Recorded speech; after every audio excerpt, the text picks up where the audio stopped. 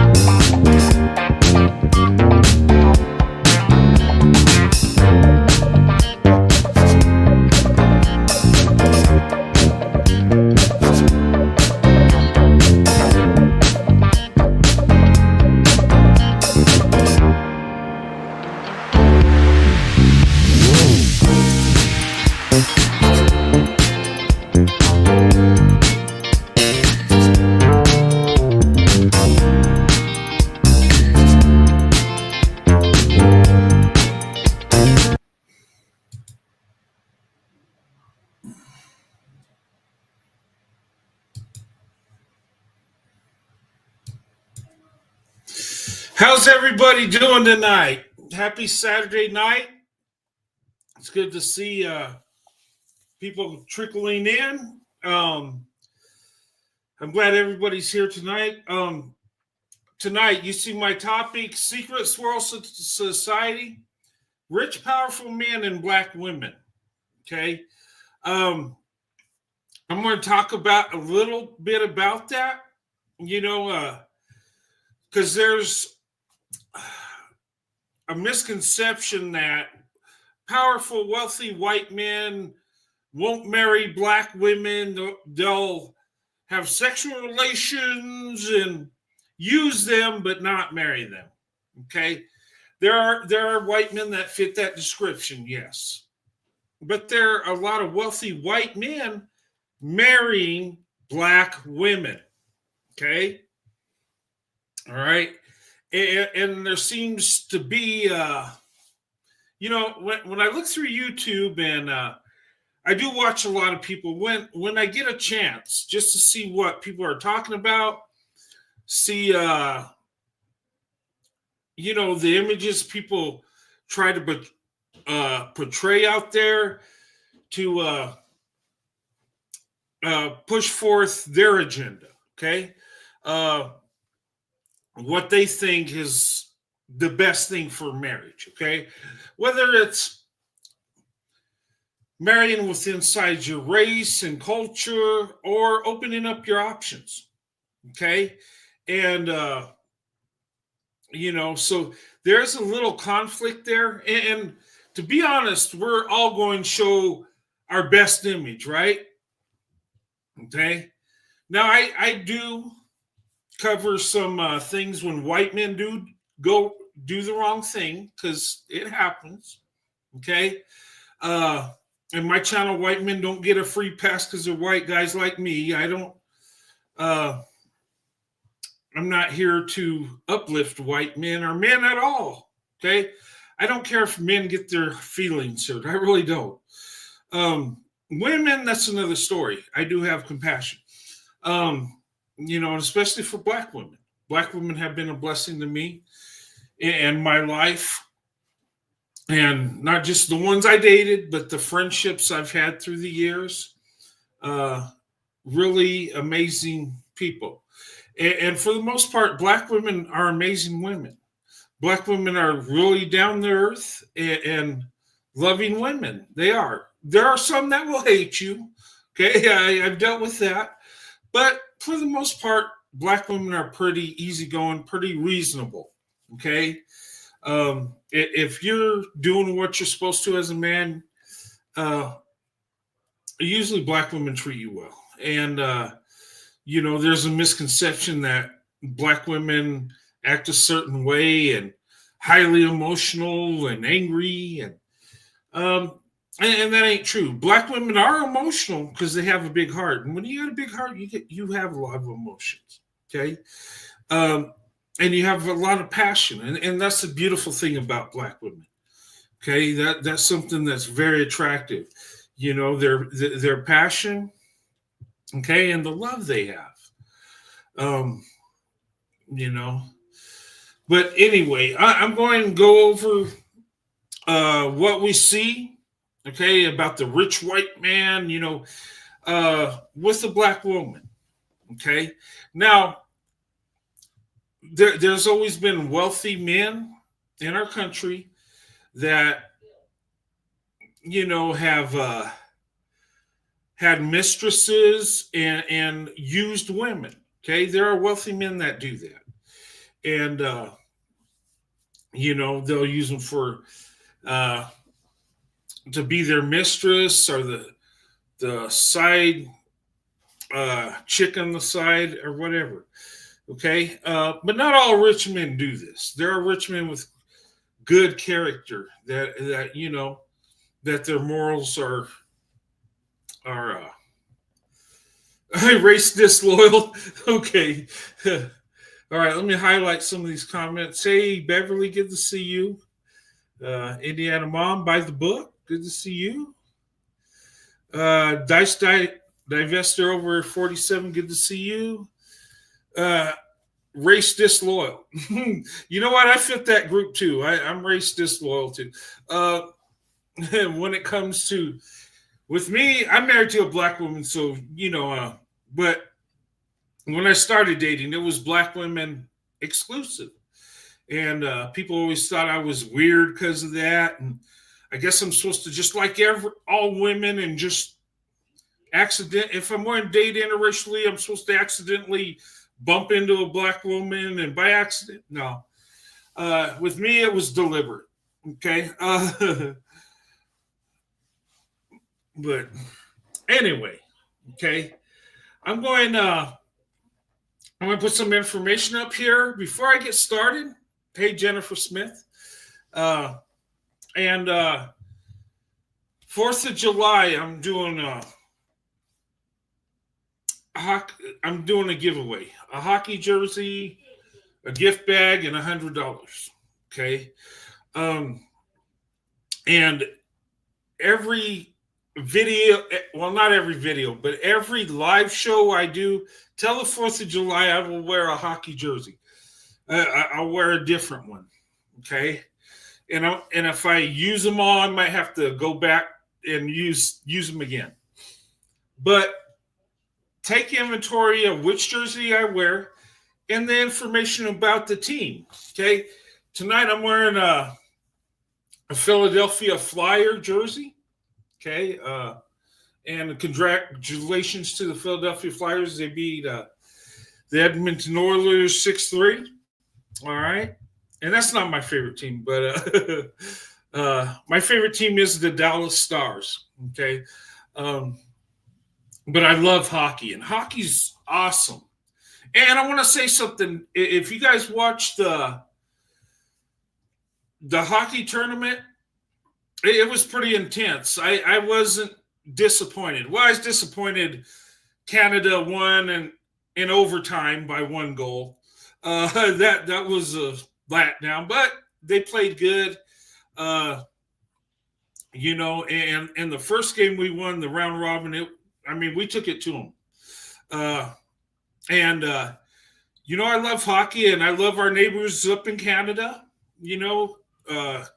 Canadians are amazing people. The only problem I had with the hockey thing is booing our national anthem, okay? Because that represents us all, okay? And I know there's tensions with tariffs and all this stuff back and forth, but I think with America and Canada, we still got a good relationship, And hockey, I love hockey. And, in Canada, it's huge. That's their sport. Okay. And the amazing thing is, we're able to take it to them and compete. And I look forward to Olympics. Okay. This ain't over. And look, hockey is my favorite sport. There's no other sport like it. I like it better than football, basketball, baseball, all that stuff. Hockey's an intense game. There's, a lot of passion and emotions in it, and that's a sport you can fight. If you ever go to a hockey game live, it's really intense, and they're fun to go to. And even if you go to see college team plays or these semi-pro teams, they got leagues all over.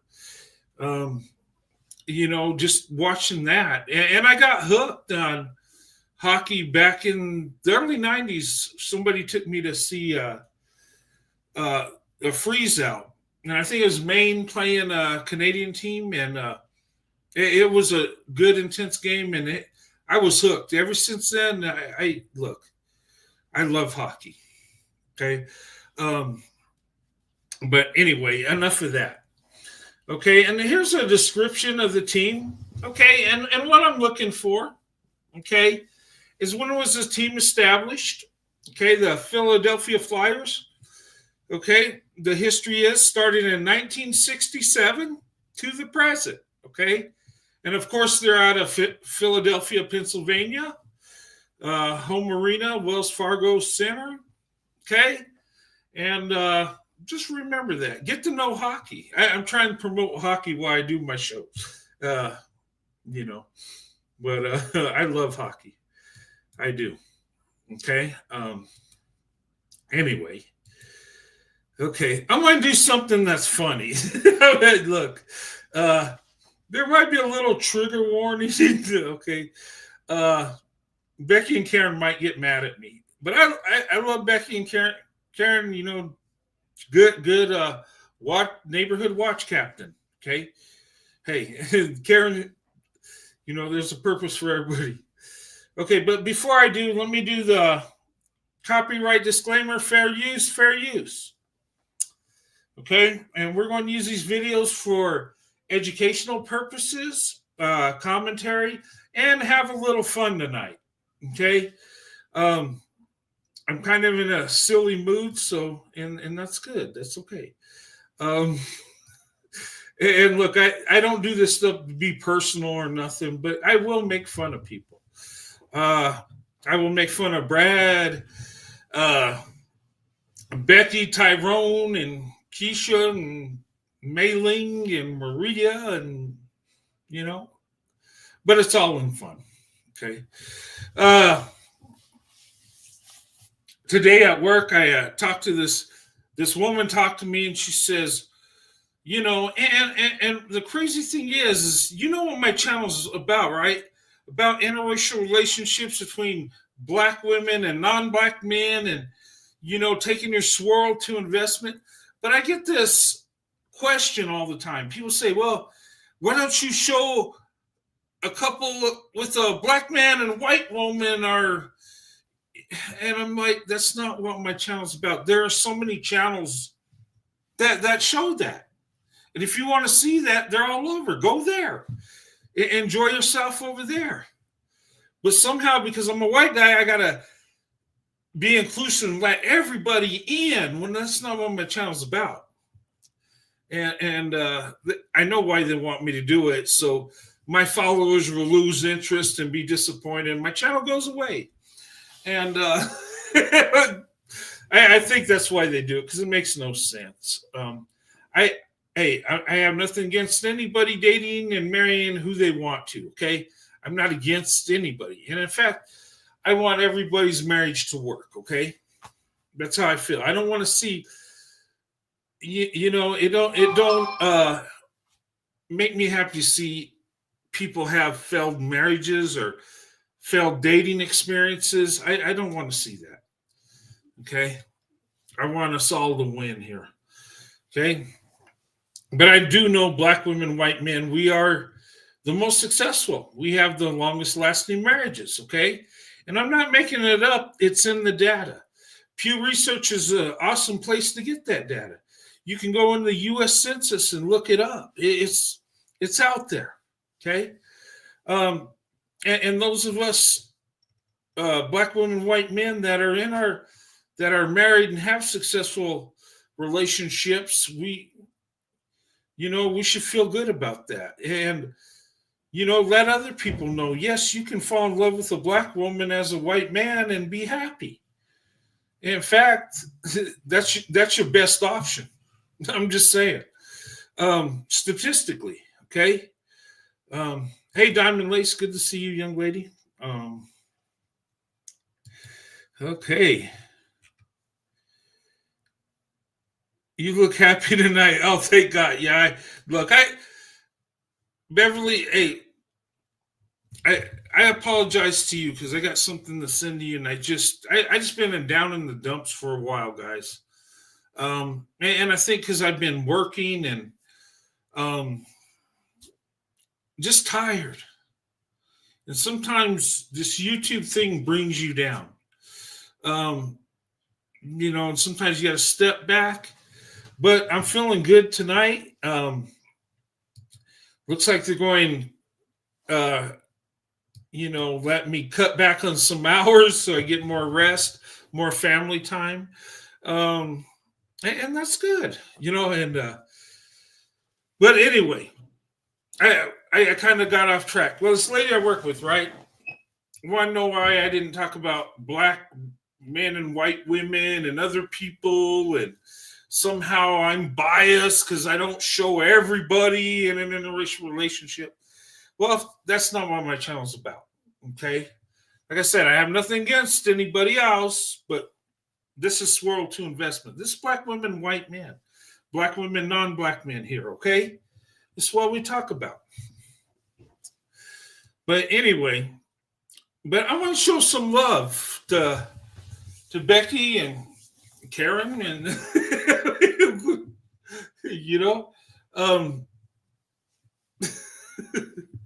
and I'm going to present a story. And tonight I'm starting a new series, and I'm going to have, every once in a while, I'm going to add to, I've had the Beta Dumpling Gang, the Dusty Dumpling Boys, but now I'm going to create something, and I'm going to honor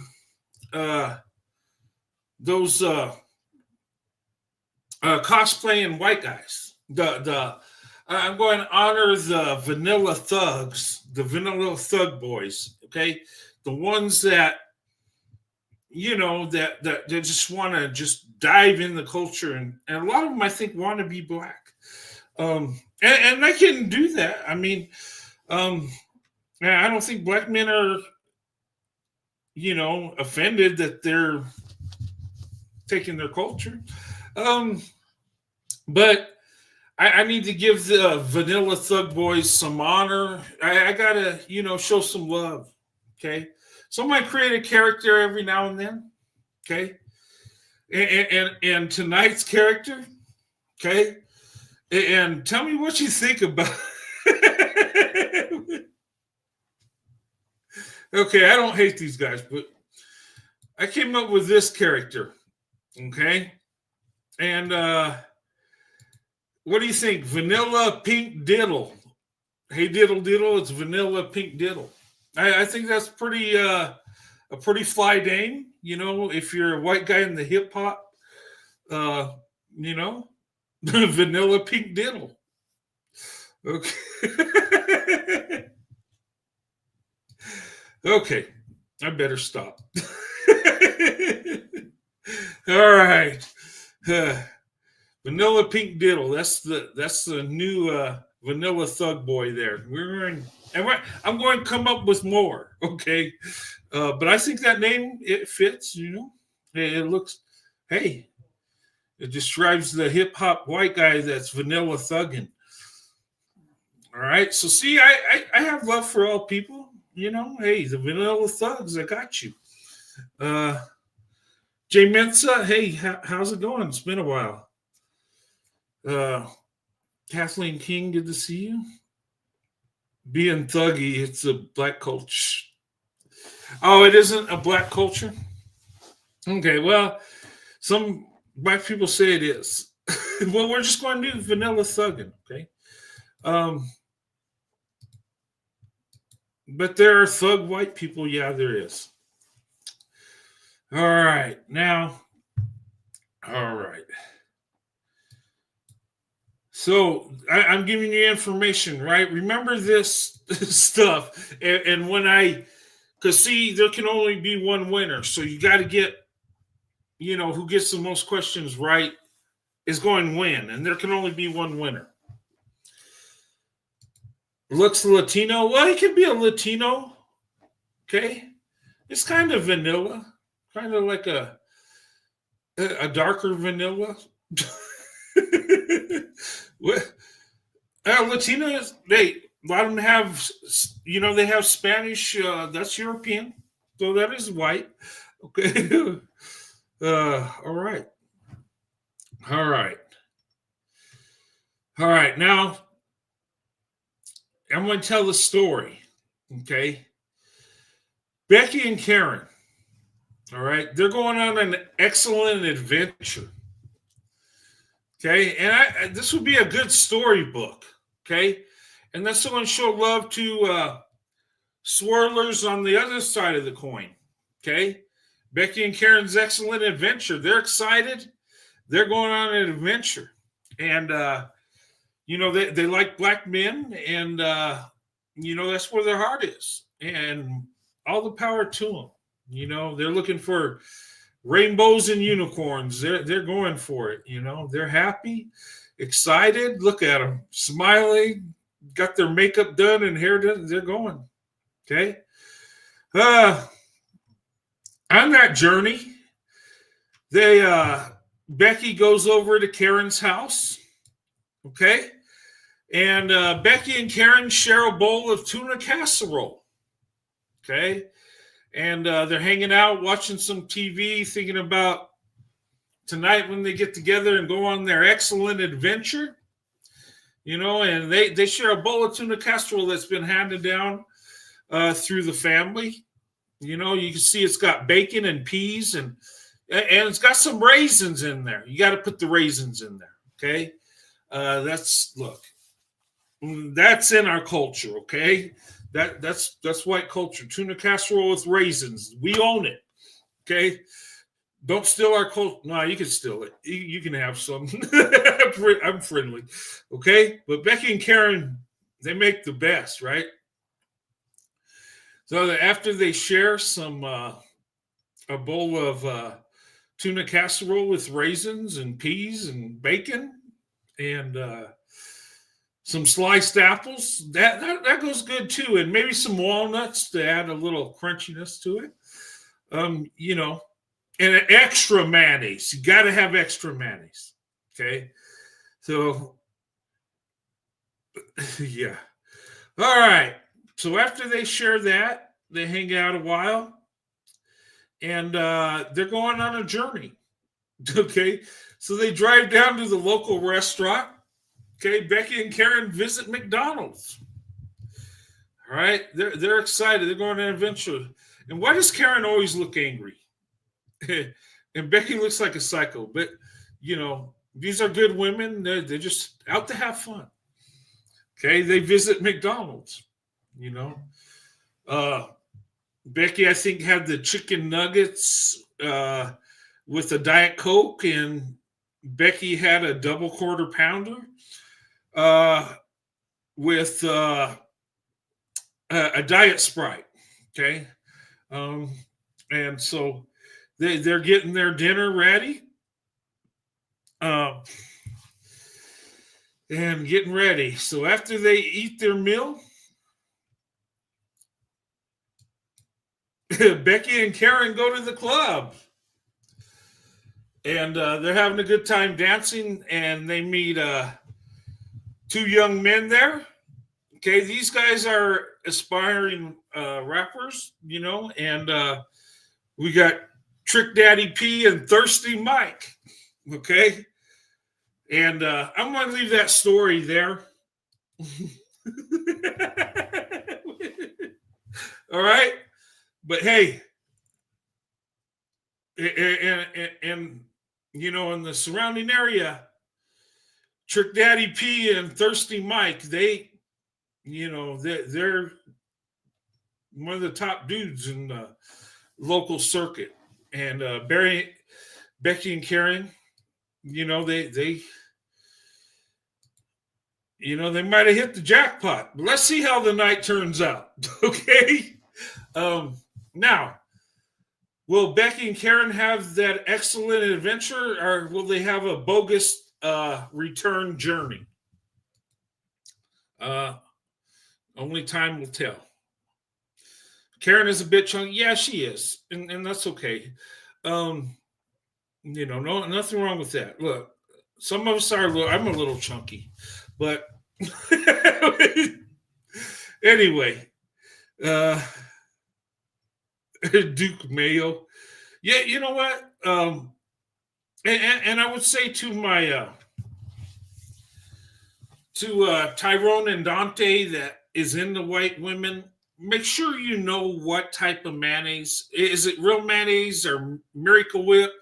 Look, that is a real thing, okay?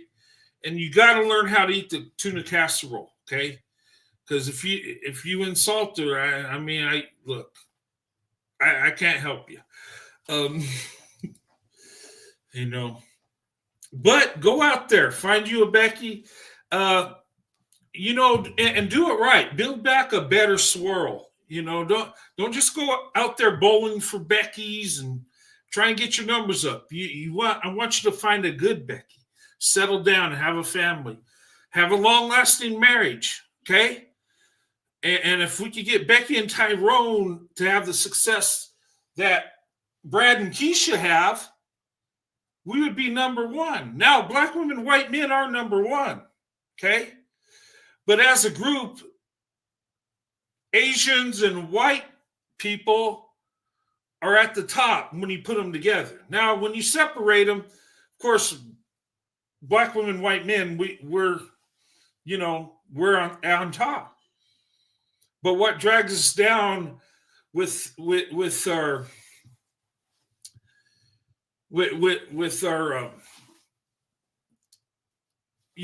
the other group over there, what brings us down is we have success and their success rate is low. Okay. Miracle Whip. Yeah. Okay. I go with Miracle Whip. I think that's, yeah. Okay. Now, let me go ahead and take it down and we'll have another adventure again. Okay. But remember where they go. They got together, shared that tuna casserole, went to McDonald's for dinner, went to the club, and they met who? Trick Daddy P and Thirsty Mike. I mean, okay, enough of that. All right, now let's talk about rich, powerful men, the secret swirl society. Okay, then and now. Now, when you swirl in today's world, okay, you don't have to hide it. You don't have to be secretive about it. Okay? Some people are because I don't know. Maybe they think, I don't know, maybe they're just candy asses and just worry about what people think. I don't know. But back in the day, you had to hide it because you could get in big trouble and be unalived. Okay? Interracial marriages was not allowed. And I know the perception is that white men had access to black women ever since slavery, and that ain't true. That ain't true at all. Okay? And back in the day, rich men had access because they could. Okay? When you have wealth and power, you have privilege that the everyday people do not have. The everyday white guy didn't have access to a black woman. Okay, during Jim Crow, no, that was looked down upon. Okay, now there were affairs people had, and they had to keep it quiet. They had to do it on the down low, thus creating a secret swirl society. Okay, and they had to keep it hidden to protect themselves. And there were many white men back in the day, okay, that would have a wife and a mistress, okay? And it wasn't that they just wanted to cheat on their wife. That they were, what was going on is there were white men, there's always been white men that are attracted to black women all through time, okay? And when you have that attraction, okay, and some of us white men, it's our heart just belongs to the black woman. What can I say? And you can't fight it. You can't. And people that aren't like me and other white men like me, they don't understand. You know, it just that's where our heart is, and because of maybe our engagement with black women, relationships we've had, even from times when we're children, something happens. And I think there's a divine purpose for it, where it's meant to be. Okay? And the love and the passion is so strong that, and look, I'm telling you guys, I couldn't, I had to date interracially in high school because I was attracted to black women, and that's it. I mean, I could see the beauty in other women. That wasn't the thing. But that's just where my heart was. And I just, and I even tried to fight it and tried to have feelings for white women, but, and it never worked. You can't hide your feelings, and you can't, you love who you love, and that's it. And, and I think a lot of times there were men that had mistresses because they really wanted to be with the black woman, but society wouldn't allow it. So they had the white wife to appease their family and friends and society. But where their heart and their passion was the black woman, where the true love was. Now, because of the segregation and all the evil in that, you're kind of forcing men to live in sin, you might say. And if you have a wife, you should be faithful to your wife. But if you're only allowed to be with a certain group, and if your heart, and like I'm telling you, look, and I grew up in a place where there weren't many black people at all. But I would find a black woman to date. I would go to the heavens and earth. Okay? But anyway, that's just how some people are. Okay? And nothing wrong with that. Hey, you go with who you love that loves you, right?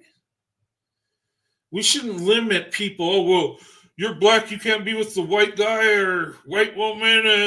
You're a white guy, you got to be with white women only. That's stupid. Okay? Because we're human beings, and we're going to be attracted to people that don't look like us. And that's okay.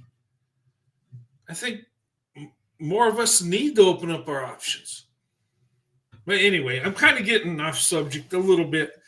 But let's talk about the wealthy, powerful white man with the black woman. Okay? I'm going to show you some videos. You guys remember the movie The Family That Prays, Tyler Perry movie? There were two families. One was wealthy and powerful, and one was an everyday black family. And they came together, and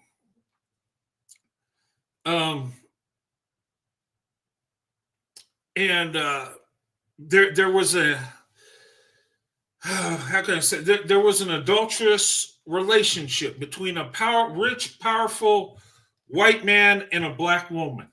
Okay.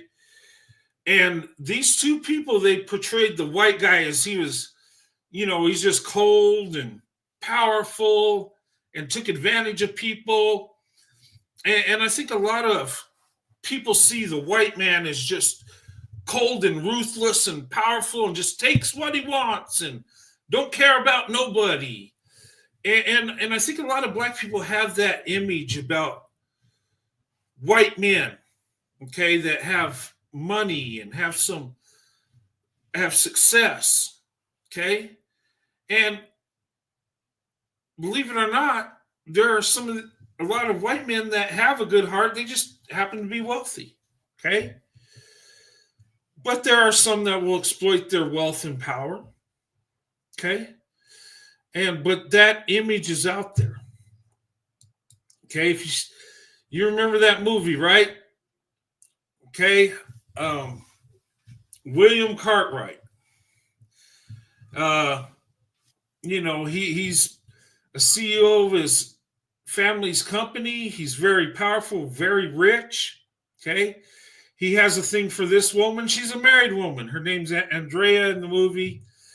And her husband is Chris. Okay. And if you see in the bottom right, that's her and her husband. Okay.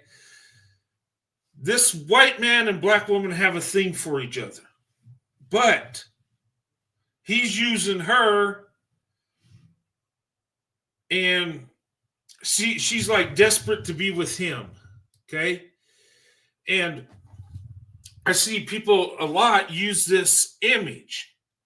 And of course, these are actors. This is make believe. But a lot of people believe that there are a lot of wealthy white men that are just cold blooded and just take what they want and don't care about nobody. And in this movie, it shows that image, right? He's evil, he's white, she's evil, she's unfaithful, but she wants to be with a powerful white man. She wants to be with William Cartwright because, he's very wealthy. And her husband, he's a working class black man, hardworking, good heart, very, very gullible in the movie. But, what image are they saying?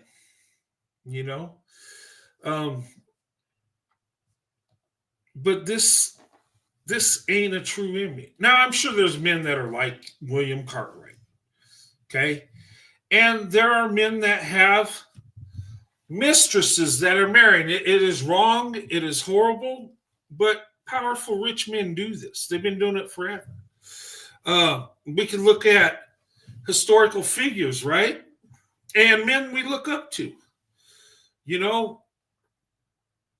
And Clinton had multiple affairs, right? John F. Kennedy back in the day. I think he was a great president, great leader. But he was dusty when it came to marital affairs, right? And, he's rich and powerful. Well, he's president of the United States. He can do what he wants, pretty much, even though it's wrong. Martin Luther King had an extramarital affair. Okay.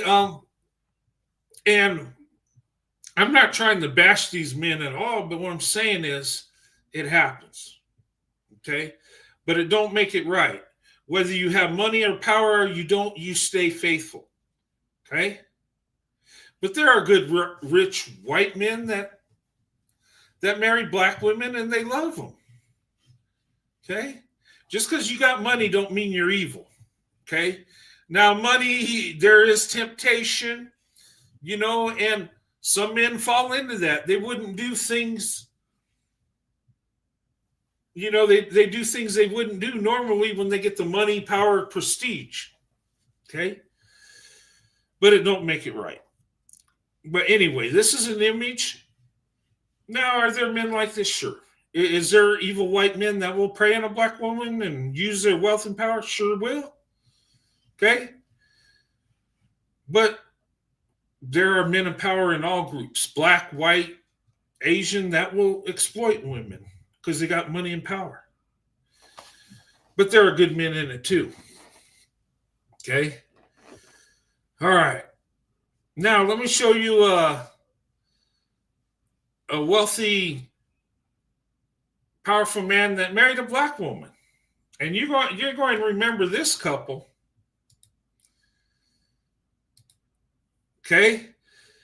Eve and her husband, Maximilian. Okay? He's not a billionaire, but he's worth $60 million. Okay? He's very wealthy. Eve, an entertainer. And they got married back in 2014. Okay? They've been married 11 years. Okay? Seems like they love each other. His kids have accepted her, and she fits in with his kids, and they're a family. And, they recently had a baby, and, and hey, this man could have any woman he wants, right? Well, not any woman, but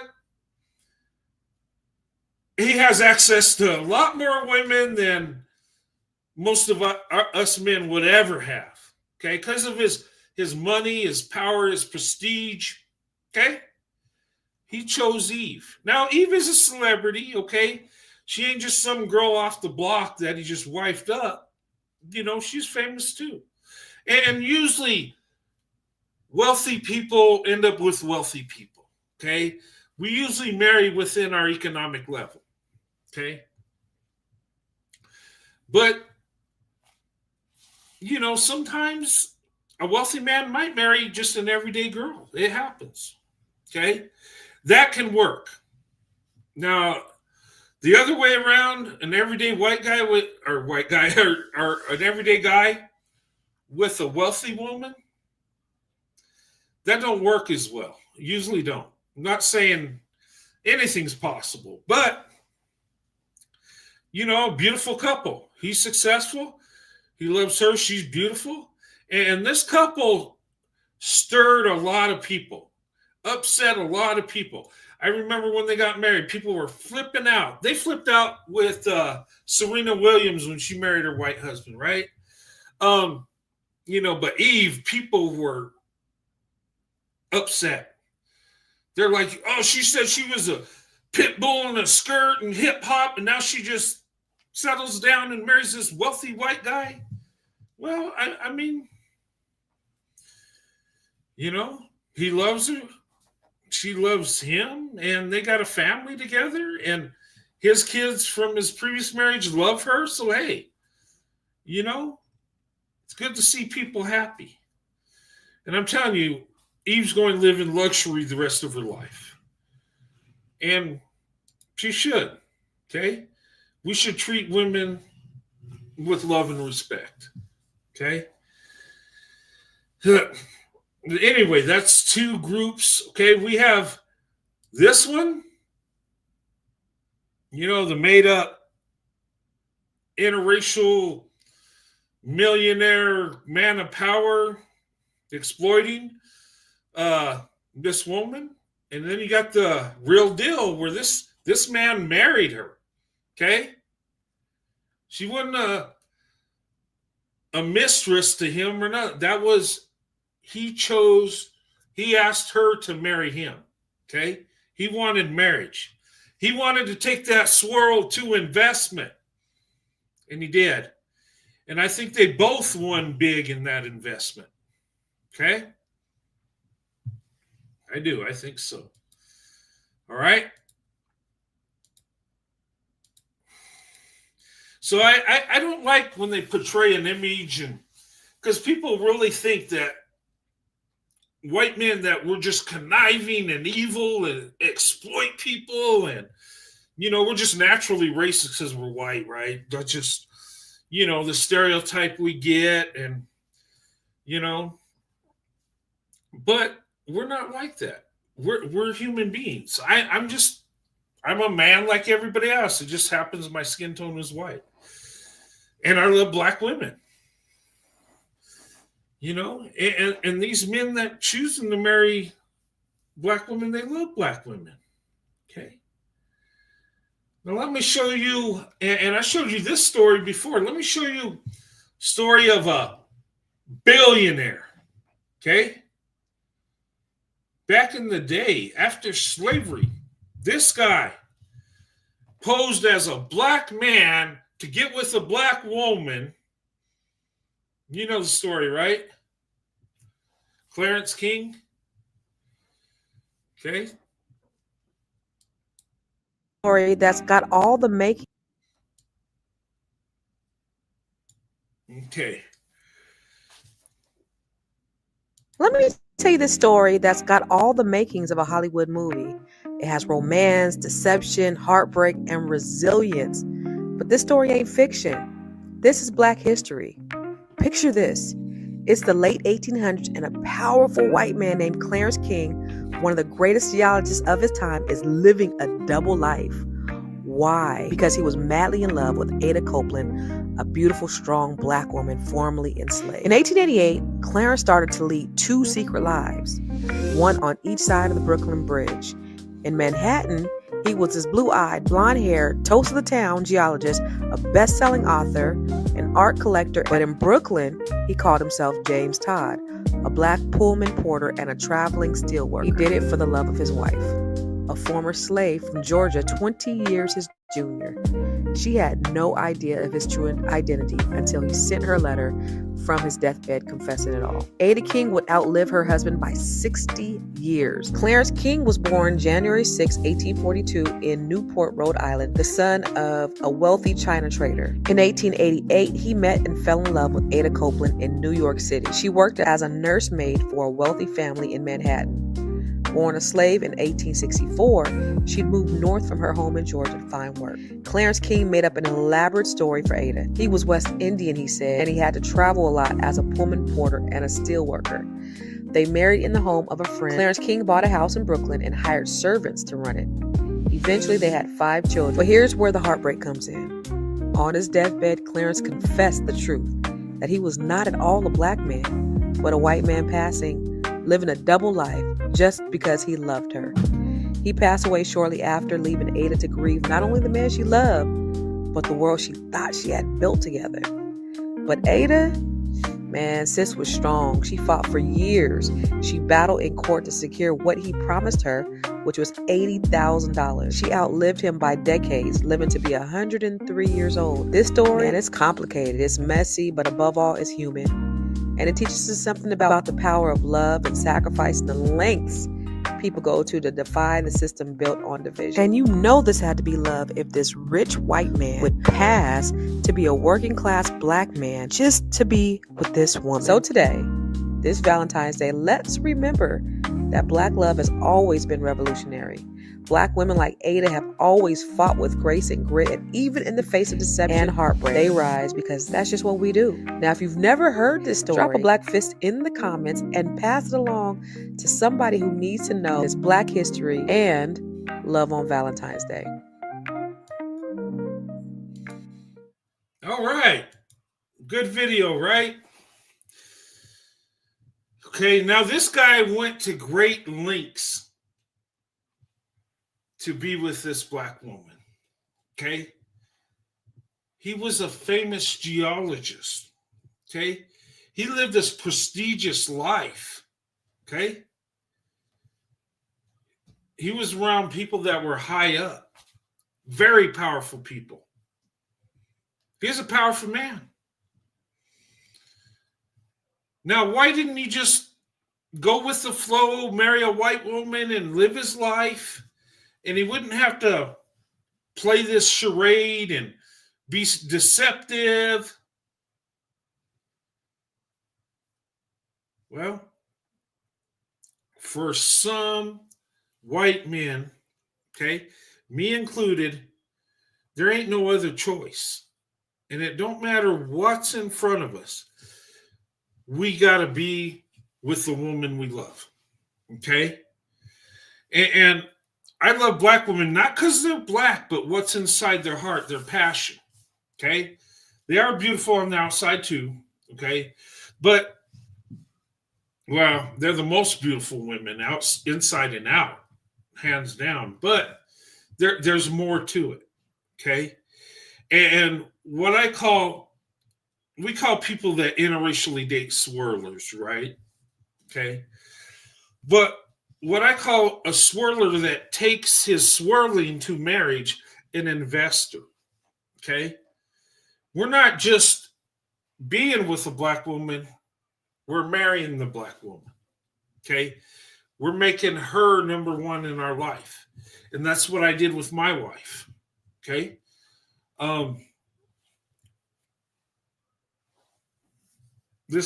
Remember Jerry Springer? Yeah, he had a double life too.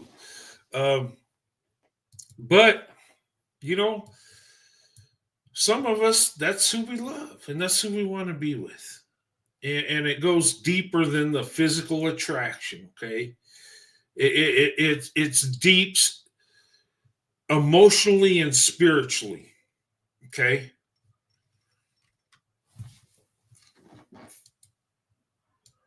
But he could have, you know, he could have exploited her and left her, but he stayed with her. He married her. Okay. They had what 5 kids together. Okay. Now that's pretty extreme to be with a woman. You're a white man. He don't look like a black dude at all. You know, but there were some people that, you know, looked like the everyday white guy, but had a little bit of black DNA, or, you know, they had a grandparent that was black or something, and they were labeled as black, even though they didn't look black at all. So there were people that fit that description at that time. So he was able to pull it off. And the Pullman Porter thing, that's what a lot of black men did. And they were gone out of town, going to different towns, riding the train, working on the train. So that would explain why he's gone a lot of the time. So he could live that double life. Now, because of the way our laws were and how horrible it was, he had to do that, which it's not right. They should be able to be together because they love each other. They shouldn't have to hide it. But, and there were many people that did stuff like this. Maybe not so extreme, but they would have, like I said, a lot of white men would have mistresses and have two sets of family. Now that ain't right, but you know, I look at that and you know, it just, they're pressured into marriage because, you know, their family to pass on their, but they really want to be with a black woman. Okay. But anyway, let's see which one I want to show you. Oh, I'll show you some parts of the movie. Okay, The Family That Prays. I don't know if you remember it.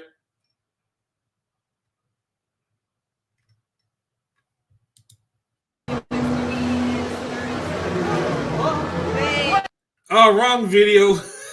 Show that later. Well, we'll show it now. This is a white man proposing to a black woman. Will you marry me?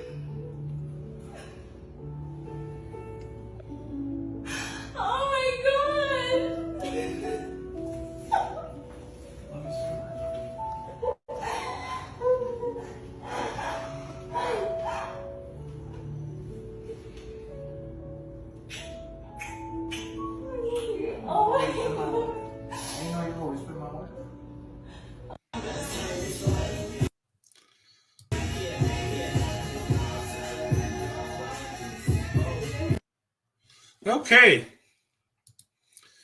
All right. Good videos. Okay. All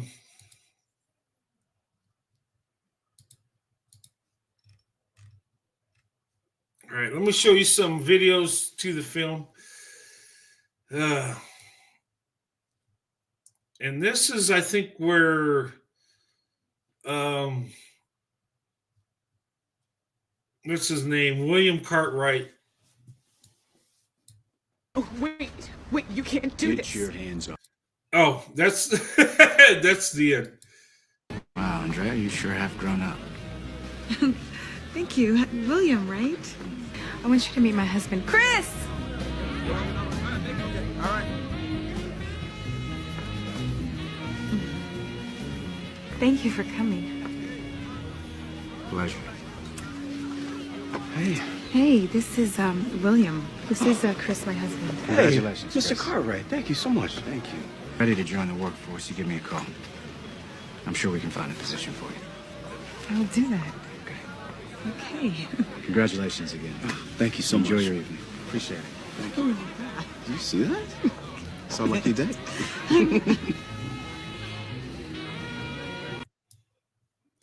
That just looked so evil, right? She just got married to her husband. He comes up and, with his privilege and just pushes his way in. Well, he didn't, but that's where they had the first contact. And he was after her, even though she's a married woman, and felt that he was entitled because he's rich and powerful and he's Mr. Cartwright. And Mr. Cartwright can do what he wants. He can have what he wants, right? Is that the image they're pushing of white men? I know it's a movie, but God, that people really believe that's how white men operate. Serious. They don't hear the stories about Clarence King that just, went against the grain and against society and had to live a double life to be with a black woman. They don't tell you those stories, do they? They don't talk much about Eve and her wealthy husband, do they? They talk a lot about William Cartwright, fake character. They want you to see that image. They want you to see the William Cartwright. I think for some people it's an agenda. Because if you show people images enough, even if they're a total lie, people will believe it. And a lot of people that I talk to think that wealthy white men are like this. I know there's some like it, but wealthy men, there's a lot of corrupt wealthy men. But there's good wealthy men too. And I showed you two examples, right? Clarence King and Eve's husband, Maximilian. Those are good men. Yeah, they're wealthy and powerful, but they're good men. Anyway.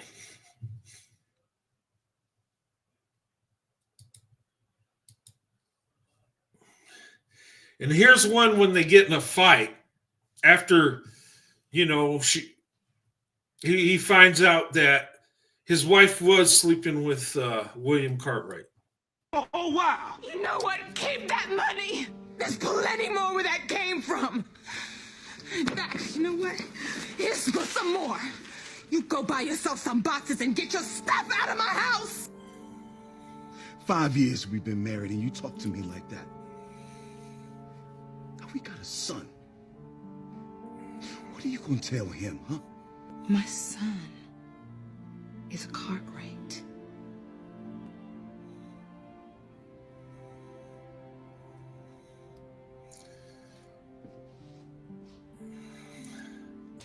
Boom. Yeah. Take the money. Get some boxes. Get that money.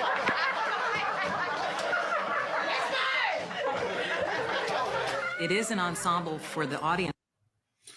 Okay. But that's what they want to portray as swirling gone wrong.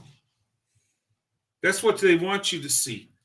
the evil William Cartwright, and self-hating black woman that just desperate to be with the white man, and the white man just cold-blooded and only cares about himself. And I'm sure that happens somewhere, but most black women, white men are in love. Most truly love each other and are doing the right thing. That's why black women, white men marriages are the most successful.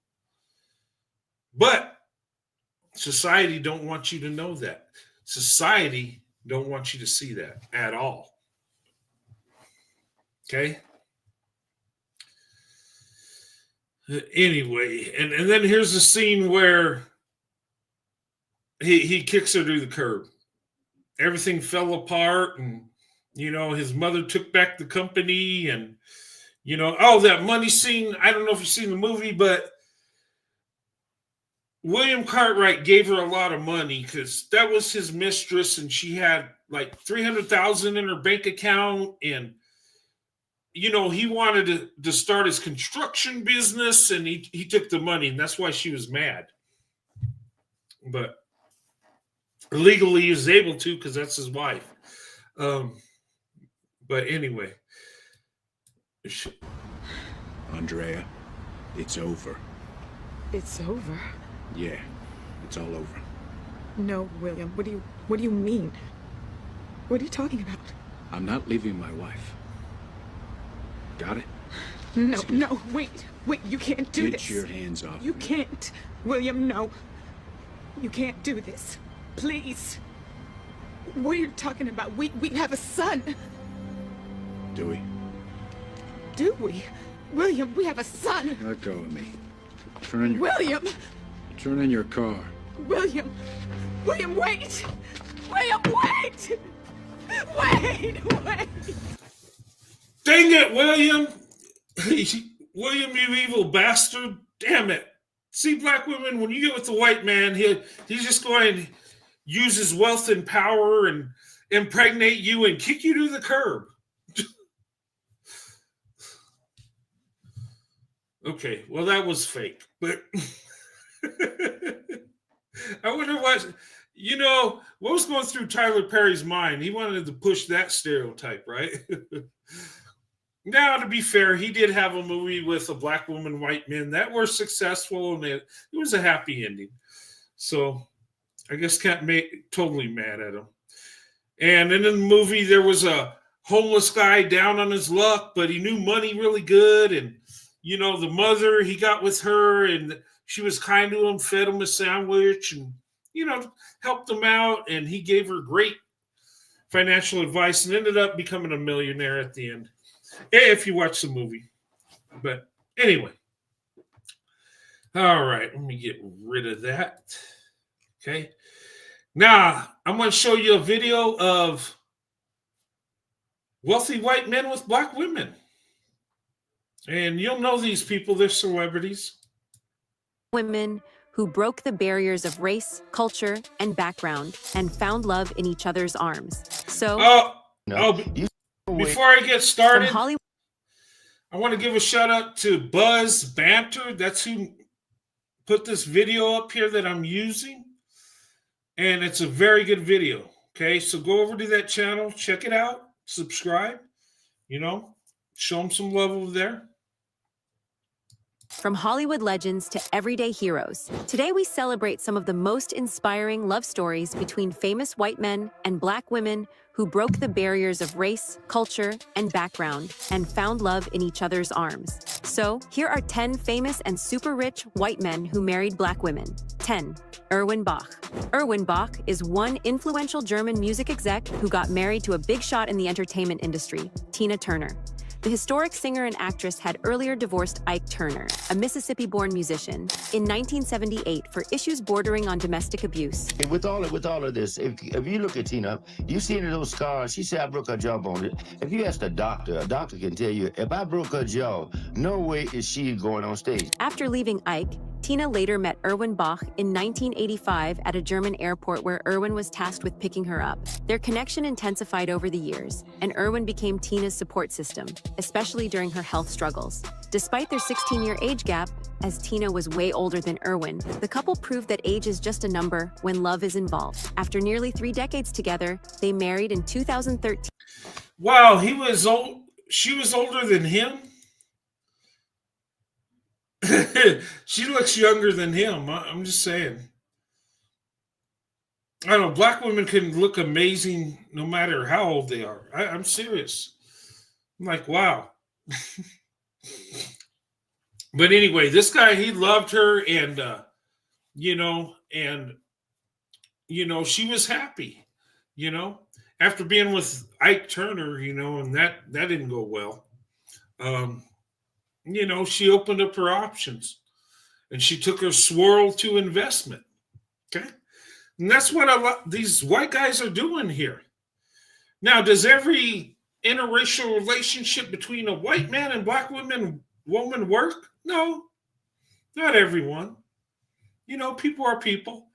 But black women, white men do have the most successful marriages, though. Just saying. In a private ceremony in Lake Zurich, Switzerland, where they live, Erwin famously donated a kidney to Tina in 2017, saving her life and further cementing their relationship. He gave her his kidney. Okay? He loved her.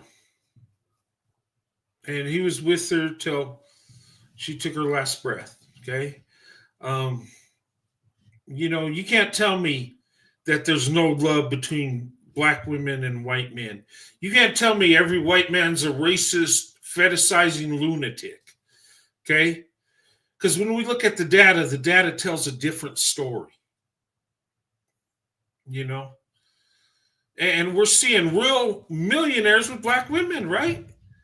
Now these black women are famous too. It's not like they're, going to the hood and wifing up women. But look, famous men are choosing black women. Rich white men are choosing black women. Come on. I know people want to act like it's not happening, and when it does, it's all because he's got a fetish. No, it's not. It's love. It's something we both have for each other. I always refer to it as an electrical charge. Although Tina passed away in May 2023 at the age of 84. 9. Arne Nace Jr. Unlike Tina Turner's decade-long courtship with Erwin, Diana Ross didn't have to wait that long before tying knots with the Norwegian shipping magnate Arne Nace Jr. When Diana, the historic Motown singer, first met Arne Nace Jr. in 1985, it was during a trip abroad. The climb of Everest, and it rained the entire time we were there. I have 3 children. I have 3 girls. So they decided to swim anyway in the rain, in the swimming pool. And because there was no lifeguard, I decided to sit with them and just watch them, and I had a big red hat on. And some other children started to join them and play and swim. And then this gentleman walked up to me and said, "Can I have this seat?" And I said, "Sure," but I never looked up to see his face. And later the children left and went to the beach, and I went back, and I went to see them. And as they were coming from the beach, Arne came up to me and said, "You've been with the kids all day, why don't I take them out to dinner?" And I said, "Okay, fine." That was the first time I got a chance to see his face. And then he took the children to dinner, and I had nothing to do, so I asked to join them. So they went to dinner earlier, and by the time I came in, Arne was waiting for me at the door, and I couldn't get my dress buttoned in the back. So I asked him if he would, and the rest is history. Their whirlwind romance led to marriage the same year in a beautiful ceremony on a mountainside. Diana and Arne blended their lives seamlessly, despite their different cultural backgrounds. Their marriage produced 2 sons, Nicholas and Louis, adding to Diana's growing family. The couple enjoyed a glamorous yet grounded life together. However, after 14 years of marriage, they divorced in 2000 due to irreconcilable differences. Despite the separation, Diana and Arne maintained a respectful relationship and co-parented their children. Unfortunately, Unfortunately, Arna passed away in 2004 during a accident. Okay, let me say something here, okay? Their marriage, 14 years, okay? It didn't last. Sometimes that happens. But, and I've talked to a lot of people that have been in interracial relationships, and I've seen a lot of successful ones with black women and white men. It's like, when you see it happen, it's like black women and white men were meant to be together. I just feel that way. And with my wife, Sandy, we've been married 31 years. And I just felt like me and Sandy are meant for each other. It's so right. It's such a blessing. Now, there are some couples that their marriage don't last. But what I found with interracial couples with black women and white men, when it don't work, it seems like they still have that respect for each other. They still try to be there for the kids. And I'll tell you this about white men. Once they're with a black woman, if they're in a failed relationship, 9 times out of 10, they're going to look for another black woman. Okay. And it's true. And, somebody asked me and my wife one time, we were doing a show, me and my wife together, and somebody said, ask my wife if she had a fear of me cheating with a white woman. And I just shook my head, because why would you ask that, first of all? But truth be told, if a white man is going to stoop that low and cheat on a black woman, it's not going to be with Becky. It's just not. It's going to be with another black woman. Okay. But most of us, we don't cheat. Most of us don't. We're pretty loyal. Okay. But there are corrupt white men in the bunch. There are some men there. Okay. That's why vetting is always important, because you never know. There's good and bad in all groups. Now, black women, white men, we have the best results with each other, but we still got to check each other too, just common sense. But they just seem like they respect each other, and they got a family together. You can't divorce your kids, And anyway, let's continue. 8. Matthew McConaughey. Just like Arna Ness Jr. and Tina's union, Matthew McConaughey's marriage to Camilla Alves saw the blessing of children very early in time. The couple first met in 2006 at a bar in Los Angeles, and for Matthew, it was love at first sight. 2006, you met Camilla. Yep. In the middle of making all kinds of romantic comedies, you found the love of your life. Do you remember? She don't look bad. What, is she biracial? I don't know. I mean, it don't matter, but I just wonder. The first time you guys met. Damn right. Where was it? Jones, a club on Sunset Boulevard. And I'm not a club guy. Right. But this night I was a club guy, right? And why did you go to the club that night? Who took you there? No, I went with my buddy, I was with my buddy Lance and some other friends, and we went out. Single men having a good time. We had a great day at the beach. It was a summer. See, it was one of those summers with every day was just like another green light. We were everything, we were getting work done, but we were playing hard, and we were staying in shape, and it was just, I was getting along with my family fine. My friends were all doing good. I think it was one of those good summers that just, you're like, oh, this easy, just keep going. And we went out, and I was making margaritas at the table. Though Camilla, a Brazilian model and designer, didn't recognize him as a movie star. Yeah, she looks Hispanic. Maybe she got some black in her. I don't know. What do you think? She was charmed by his natural confidence. They began dating and quickly became inseparable. After 6 years together, they tied the knot in a beautiful ceremony in Texas in June 2012. I was not looking. I was very happily single and healthily single. So I was not looking. I was sleeping well. I was spiritually sound. I was good with hanging with me. But we met, and the self-respect she had for herself, the way I understood her Their union blossomed into a family, and they welcomed 3 children, 2 sons, Levi and Livingston, and a daughter, Vida. Despite their busy lives, Matthew as an actor and Camilla as a businesswoman, they have prioritized their family above all. 7. Robert De Niro. Robert De Niro met Grace Hightower, a flight attendant at the time, in the 1980s. But it wasn't until 1997, after years of courtship, that they exchanged vows in an intimate ceremony. Grace was well known for her warmth and elegance, and she complemented Robert's reserved personality perfectly. Now, Robert De Niro played King of Casino in the Scorsese-directed movie Casino 20 years ago, which is the reason this is truly a magical and fateful moment.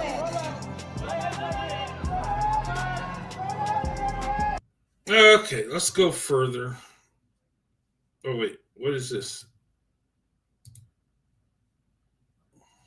Genuinely happy for me, and I was happy that they were happy. Daughter, De Niro also has 4 other children from previous relationships. Despite their eventual split in 2018, they remained united in their love for their kids. 6. Alexis Ohanian. Unlike how the previous couple met, when tennis star Serena Williams met her billionaire husband, Alexis Ohanian, at a Rome hotel in 2015, it was a chance encounter she hadn't dreamed of.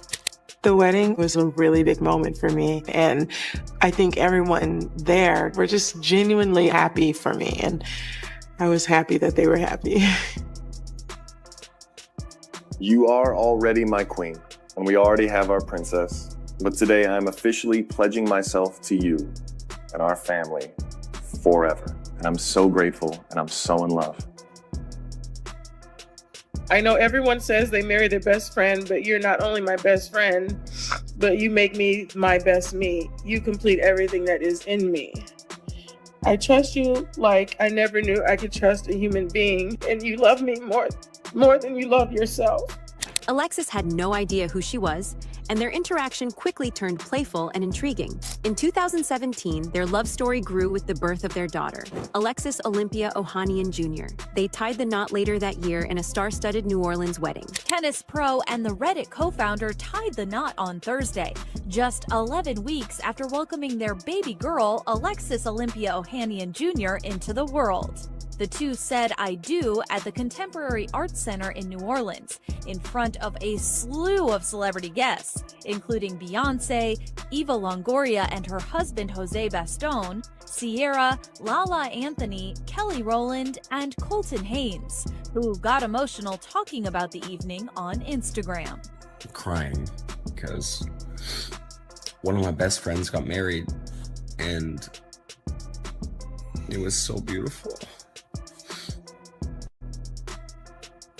It was amazing. As a couple, Alexis and Serena balanced 2 vastly different worlds, tech and sports, with grace and humor.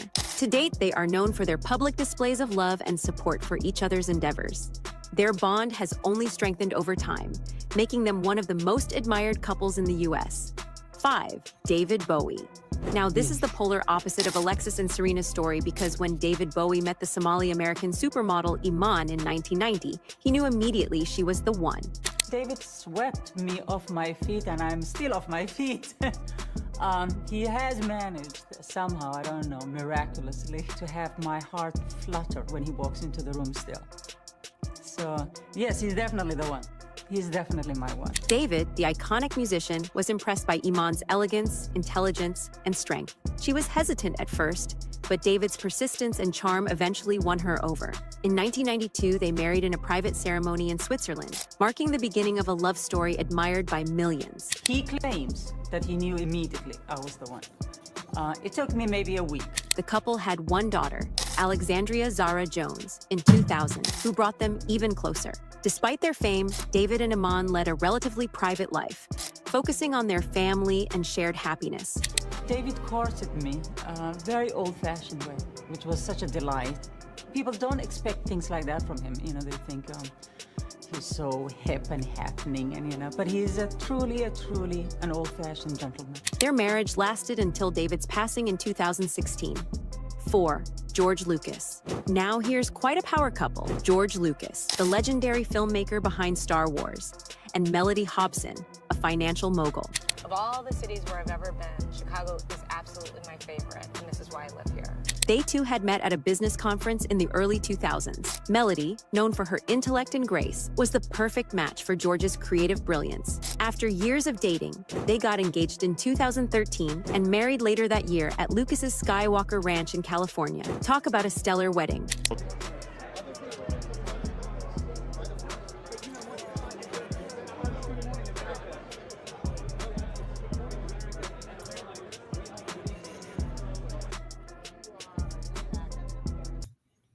At the Skywalker Ranch.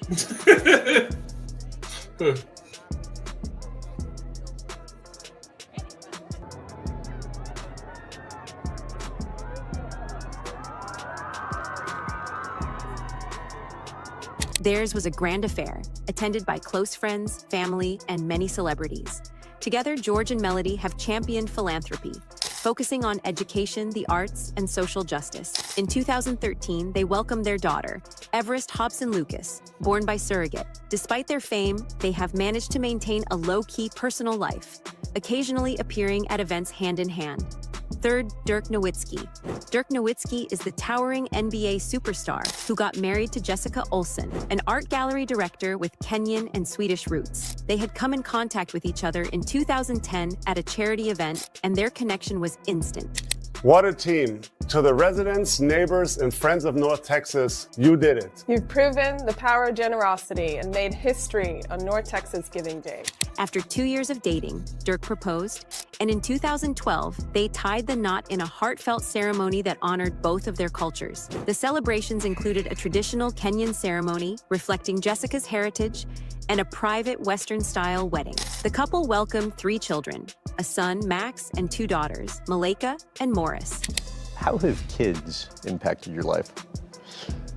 It was a crazy life changer. I think everybody warns you that your life will be different before and after, but I don't think you can prepare yourself. It's a wonderful change, but all of a sudden, you know, I think your life is all about the kids now. It's your life kind of, you know, takes a little bit of a back seat. What I feel the most is pride. You know, when they do anything, you're like, oh my God, that's so sweet. And he's already able to do that. Now he's walking.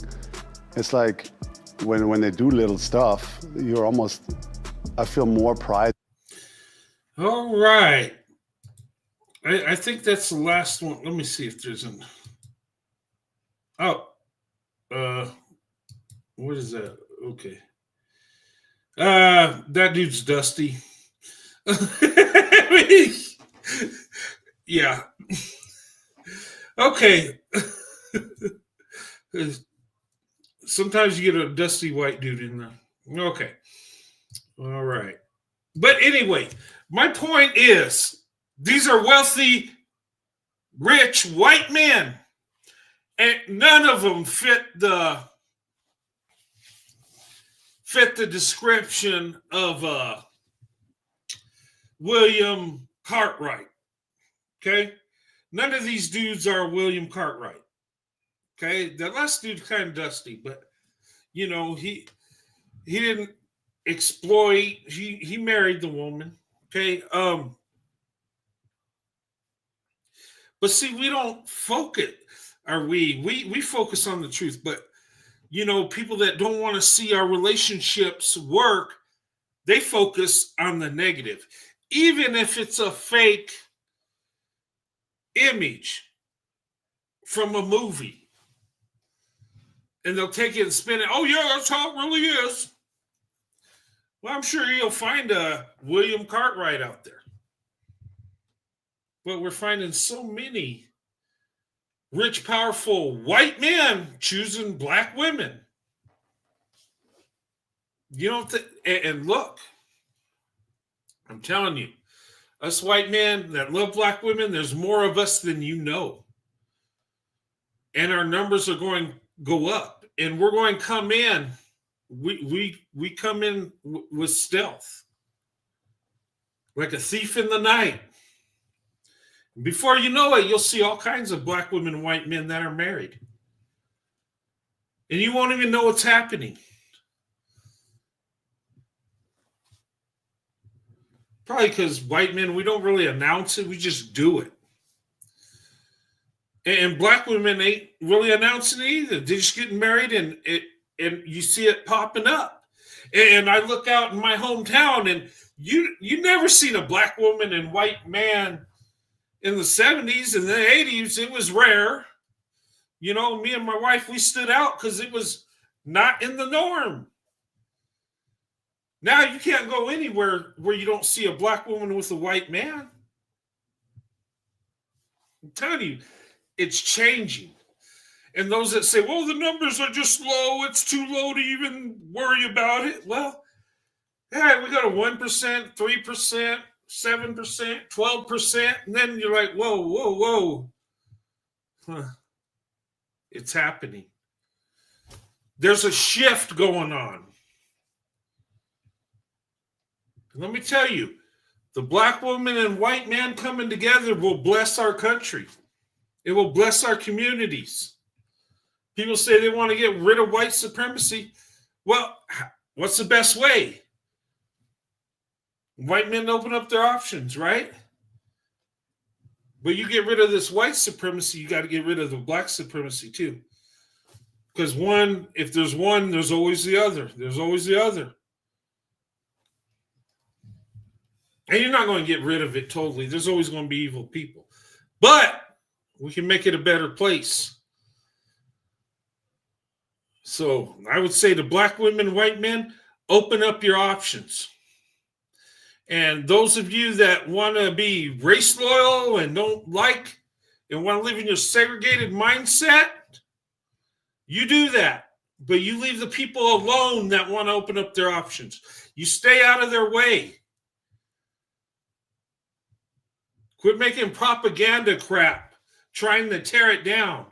Why don't you look at the numbers? Why don't you look at the truth?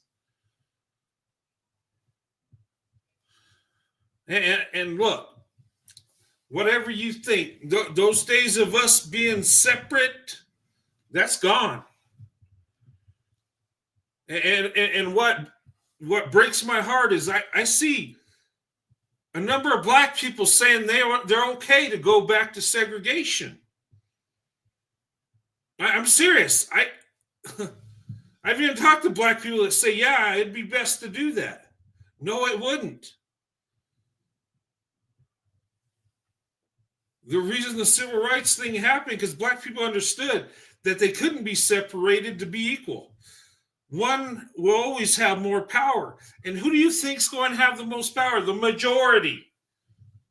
Majority wins every time. And we're too intertwined anyway to even do that crazy, stupid crap. So get out of it. And leave black women alone. Let them go where they want to go. Give them love and respect. You know, if she wants to stay race loyal, leave her alone. If she wants to open up her options, leave her alone. If she wants to divest and heal, leave her alone. Just like I leave Becky alone. She go do what she wants. You know, I'm gonna make fun of her a little bit and make a little story because it's funny. But no, but all serious, go where you want, people. Live your life. It's your life. Okay?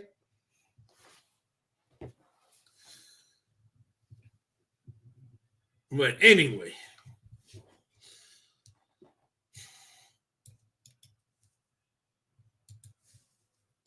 But open up your options, okay? And if you don't want to open up your options, that's fine. But if somebody does, leave them alone. Let them live their life. Okay, you can't force people to think a certain way.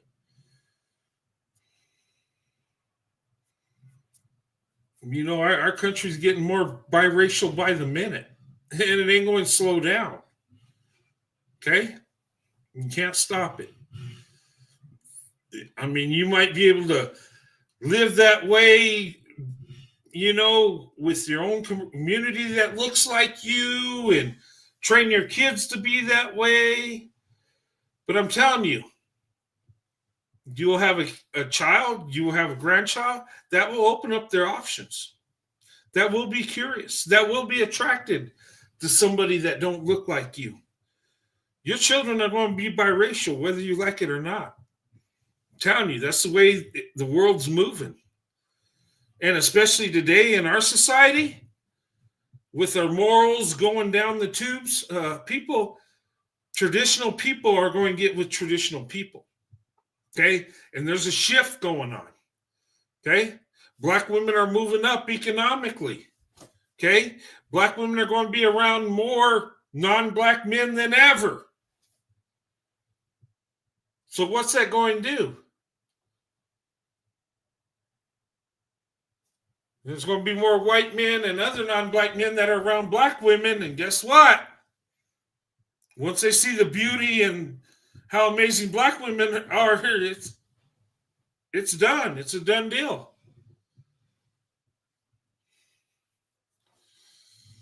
I'm telling you. But it's a good thing. It's nothing to beat, you know. The world's changing. Man has evolved since the beginning of time. You know? But anyway.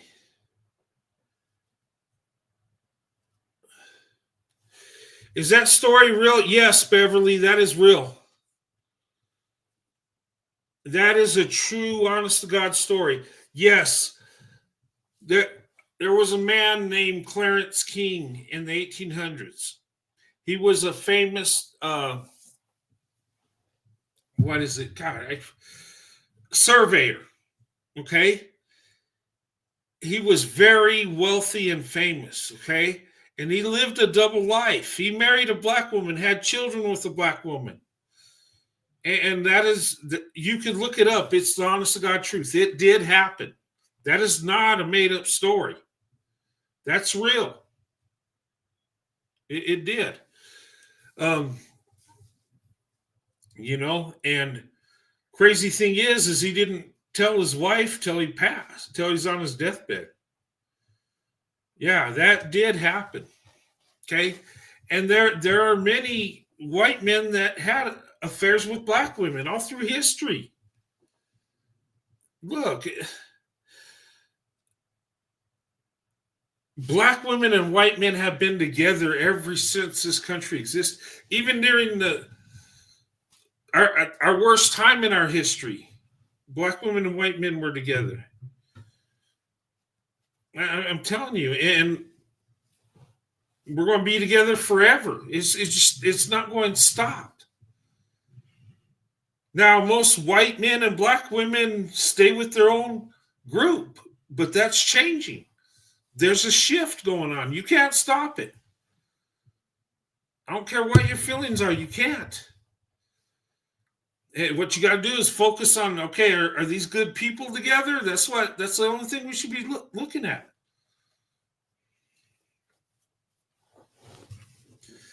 I'm just saying. But yeah, that story is true. I'm sorry it took so long to answer that question. I just kind of in my own little world here. But guys, and don't let nobody talk you out of being with someone you love. Don't let them, and black women don't buy in this thing, well, white men aren't interested in it. No, that's a damn lie. Okay? A lot of white men think that black women, they don't have a chance with a black woman. Look, when back in the day, I thought that when I started dating in high school, but I was so attracted to black women that I was going to find that one. If it's just one, I'm going to find her. I'm going to find that one black woman that likes me. And you know what? Along the way, I found a number of them that liked me. I was like, wow. You know? And black women we'll find that out. Wow, these white guys are, you know, really into me and stuff. They'll find that out. But the reason we don't get there is we don't have the courage to get out of our comfort zone. We don't have the courage to Try something new. There's a lot of black women, oh, well, he won't understand me, but, you know, Dante knows what I go through because we have the same struggle. And then he gets with you, pumps and dumps you, and then guess what? That white guy that really loved you, but he didn't understand you, you kicked him to the curb, and there you go. And then the white guy that listened to some idiot in his family or friends, oh, well, our culture's different. You know, I'm not against it, but it ain't going to work. I'm like, really? And I've seen this crap happen. I've talked to people that have broke down and cried when I bring up that interracial thing. I've had black women and white men just break down. And the reason they break down because they missed out on their blessing. They missed out on the person that loves them. They listen to idiots that don't know a damn thing what they're talking about. They decided to live in their segregated mindset instead of going with who they love. They listen to idiots. And those people they listened to, they weren't with them, you know, to comfort them through their hardship. They didn't come back and say, I'm sorry. They didn't come back and say, you know what, I was wrong. No, they moved on with their life.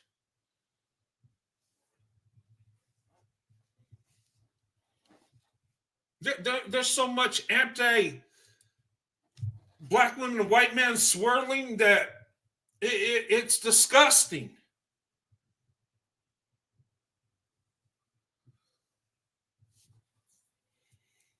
And when you do that, when you discourage somebody from being who they want to be with, you don't even know the damage you do to that person and the person they love. You don't know. And you can't judge people because slavery happened, okay? You judge the ones that did it, not the ones that were born that had nothing to do with it. And I'm telling you, we got to get out of that mindset where we got to separate ourselves. Because if we don't, our country's going to be destroyed. And you're not going to get your revenge. You're just going to destroy us all. We're going to destroy each other.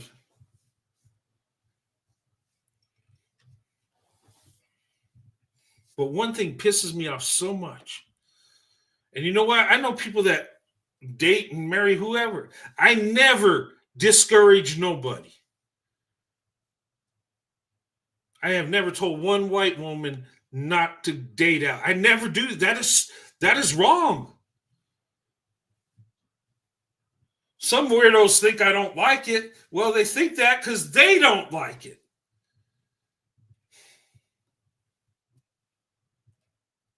I'm telling you. People need to pull their head out of their ass and leave people alone. If that black person wants to be with that white person or Asian, just shut the hell up and let them live their life. Quit trying to get people to live in the collective. That is so damn stupid and destructive.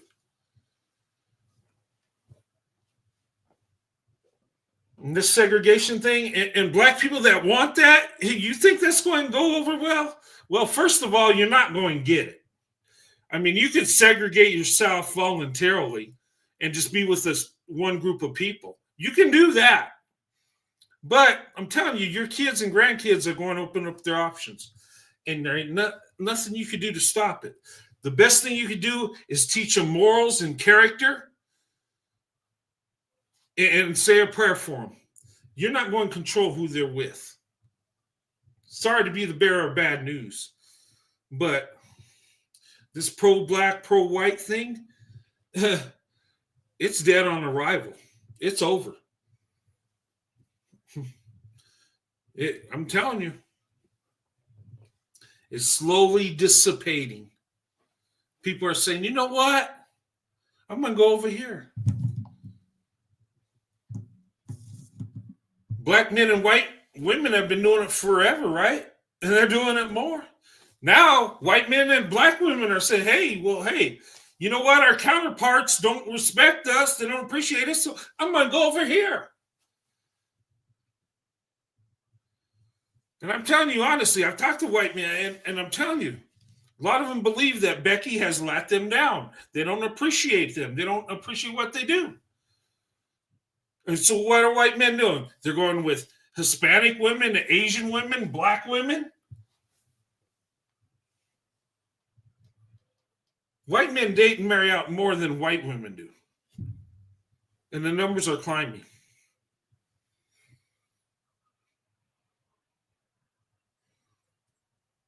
And I'm telling you, numbers keep growing. And every demographic, everybody's swirling. And there ain't no slowing down in it. So holding on to the past and the ways of the past, you're not.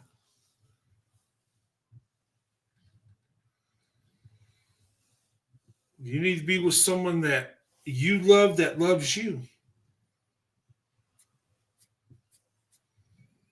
And you'll find out that, and talking to white men, you find out that black women have a lot in common with you that you never even knew. And if you're a traditional man, black women are the best option. If you're a man of faith, black women are the best option. I'm telling you. You don't even know the treasure out there. You don't even know what a black woman brings. You don't.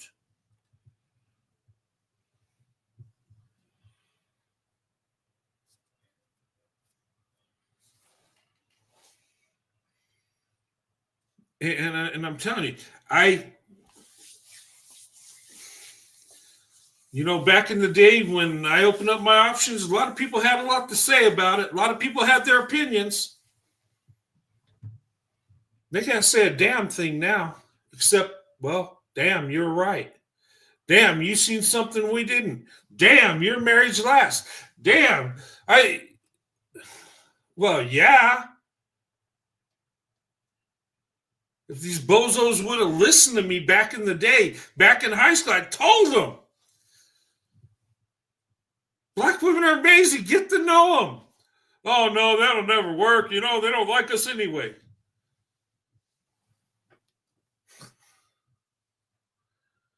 Well, I don't know what would, my mom, I don't think she would like it, so I'm going to be a chicken shit and pass up on a blessing. Really? Tell you what, my wife comes first. There's no one in my family that will ever get in the way of me and my wife. I'll kick every one of them to the curb. And I love my family very much. But the most important person in my family is my wife.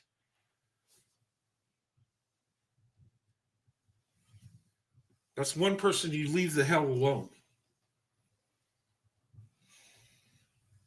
My wife is my blessing, my treasure. God sent her way, and I've been blessed my whole life.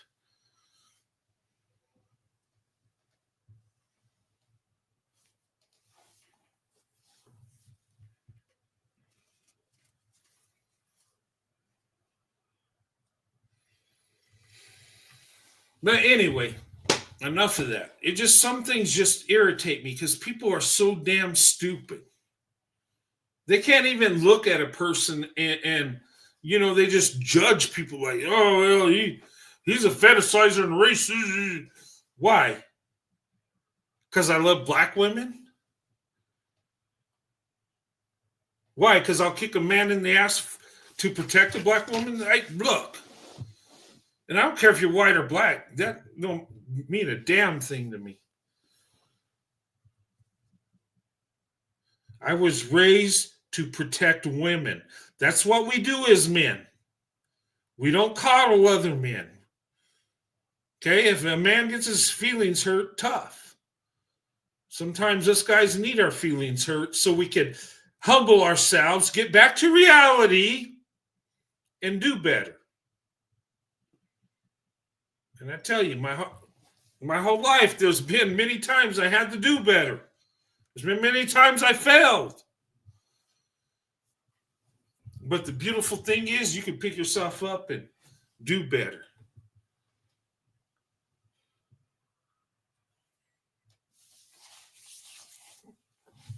Anyway, okay. I just want to make this video tonight, and I hope I don't sound like I'm yelling.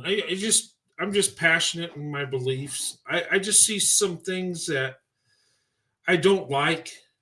You know, I've seen people that have been hurt and really love somebody, and because of their family and so-called friends, they broke off a relationship that they regret. And I've seen this so many times. I got friends I grew up with, and they're devastated because they had a connection. But for some reason, somebody in their group didn't think it was a good idea. Someone in their family thought it wouldn't work.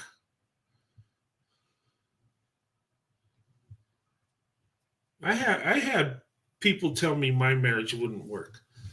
I had a couple family members say, "Hey, you know, she's a great girl and she's smart, but you know, you're just too different. Those things just don't work." Oh yeah?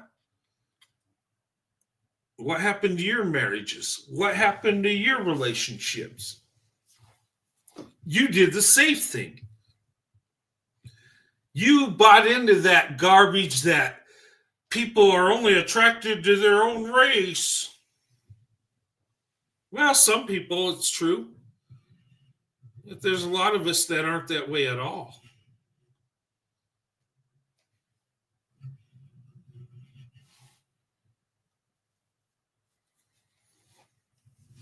You and Kate, yeah, he did. He did, Beverly. But you know what?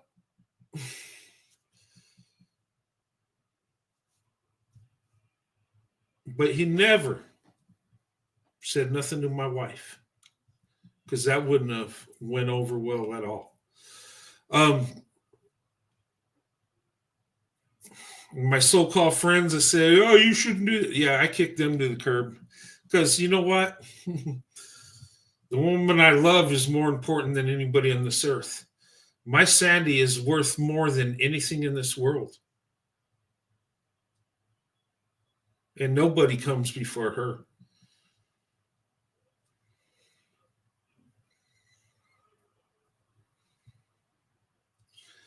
And if men would open up their eyes and see Black women and see the beauty and see how amazing they are, a lot of men would be like me later on and say, "Dang, this is such a blessing."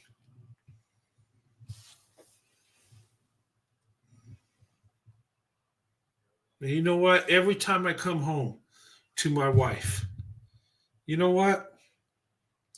My heart still races. I still have that excitement. I still want to embrace her and not let go. When I go to sleep at night, my arms are around my wife. When I pray to my God,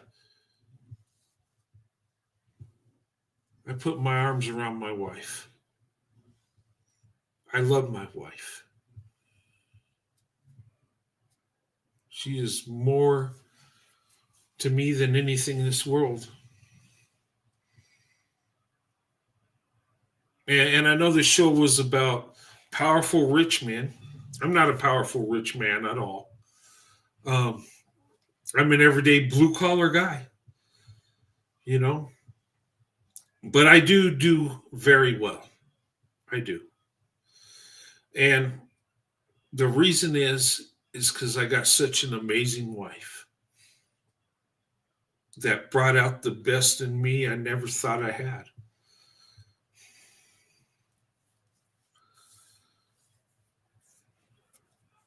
And I tell you, because my wife is so amazing, I benefited, our children benefited.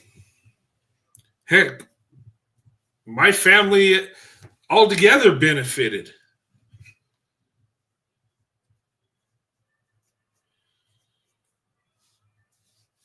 You know? And the beautiful thing is, guys, that when I dated my wife, people thought it was a bad idea. But now they understand why I chose the black woman. Now, and I'm seeing this, and this is a blessing. I'm seeing people looking at black women like, man, they're smart. They're amazing. Man, they're resilient. Black women are doing amazing things. And I'm not just saying this because I love black women. I see it in my family, giving black women praises. I see it within my the friends I work with, that I grew up with.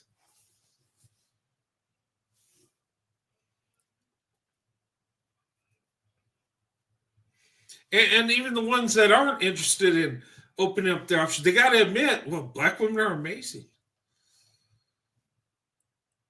I even talked to my dad. My dad never dated out or married out, you know, and he's not against it. He just never did. And I told him, I told my father, I said, you know what, Dad, you know the most successful marriage is black women and white men. I said, black women are the best option. And he looked at me and he says, you know, from what I've seen, I think you're right. You know? And he says, you know what? I see it. I see people having successful relationships. And you know, my family, they love my wife because they know how much of an impact my wife has had in my life. They know my wife loves me and has made me better, brought out the best in me. They see it. They know it.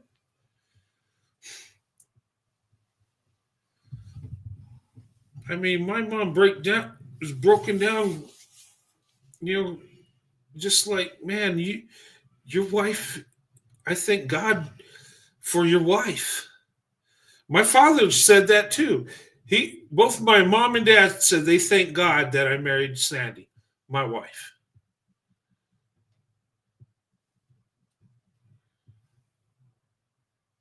Because they knew. They seen how much better I become. And look, coming out of high school, I was on a path to nowhere fast with an anchor tied around my neck. I'm just saying. And the best influence and the most love that I've gotten in my life has come from black women. Black women have shown me what true love is and how to love the right way. And look, I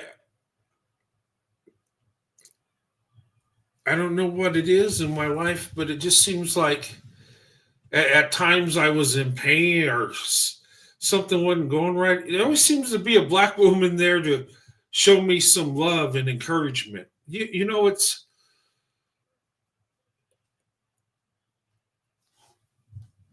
you know, and even in my times, you know, I shared with you guys, you know, what was going on with me in church early on. And you know, how I messed up and I got in a relationship and, you know, I lived with a woman and I knew I shouldn't have done that, and it didn't turn out well. And the people in my church were real disappointed in me, but the respect was gone. My testimony was garbage. I felt so low.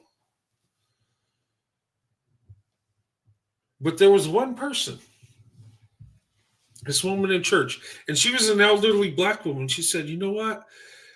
She said, don't be down. God's got a plan for you. He ain't finished with you. And I messed up. Yeah, well, we all mess up. You know, we all mess up, but pull yourself up and cling to the Lord. Go to the Lord.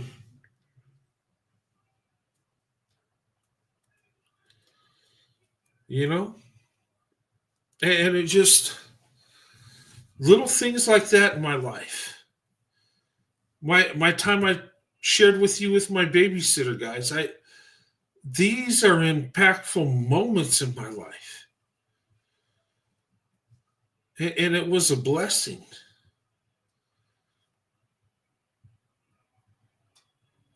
And, you know, I just think that it's made me better as a person. Now, I got a long ways to go. I'm a work in progress, but people just don't know the blessing that a black woman, they don't know the value of a black woman.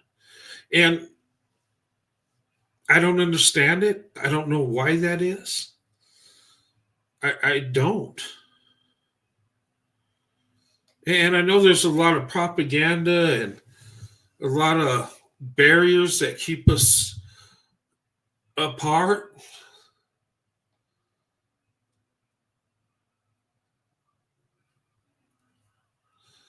But overall, I see such a blessing. And I don't understand why black men don't see it.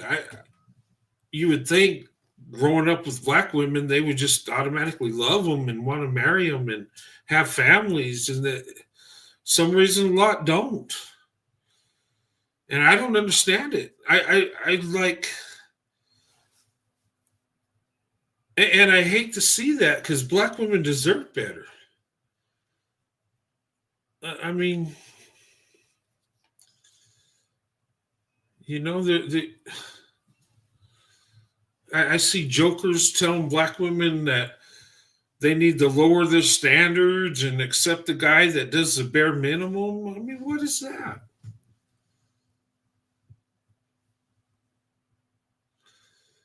People dragging black women because they're getting their education? Like what?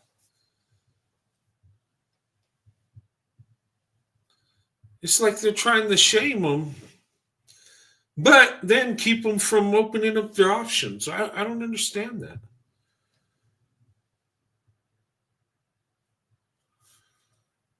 I mean, and guy, in our world, in our country, we'd be better off to have more marriages, more families that have both parents. Okay, and I'm not, you know, single parents do amazing things. I've seen them. But we need to be with people that love us, that are there for us. And look, from what I've seen, we pretty much have to open up our options. Black women, white men too. Our divorce rates are horrible in the white community. I mean, you know, it seems like Becky's not real loyal. Well, not all, but I'm just saying it just statistically. But anyway, let me stop. Okay, guys. But anyway, I didn't mean to go off into this, but I think some of this stuff needs to be said. We need to quit hiding things, you know? And we need to promote interracial relationships, you know? And I'm not saying everybody's got to do it. No, what I'm saying is don't destroy the love that people have. Okay? It's none of our business who dates who anyway, you know? And just because somebody looks like us, that don't mean they belong to us, right? And men, there's no woman that belongs to you except your wife, but you belong to her too. You belong to each other. That's the only way I can say you say someone belongs to you. But you have that marriage commitment where you give each other everything. You give each other all of you. That's a marriage where you come together, a man and a woman, and you know they create this commitment between them and between God, and you know, and it's supposed to be forever. It's supposed to be. It's not supposed to be we're together till, you know, we get mad at each other or something. Oh, it's forever. You know? But anyway, guys, and don't believe everything you hear. Don't believe every image you hear. Do your research. Find out the truth. Okay? I can give you stats day and night. But don't just depend on that. Look them up yourself. Okay? Look at what's going on.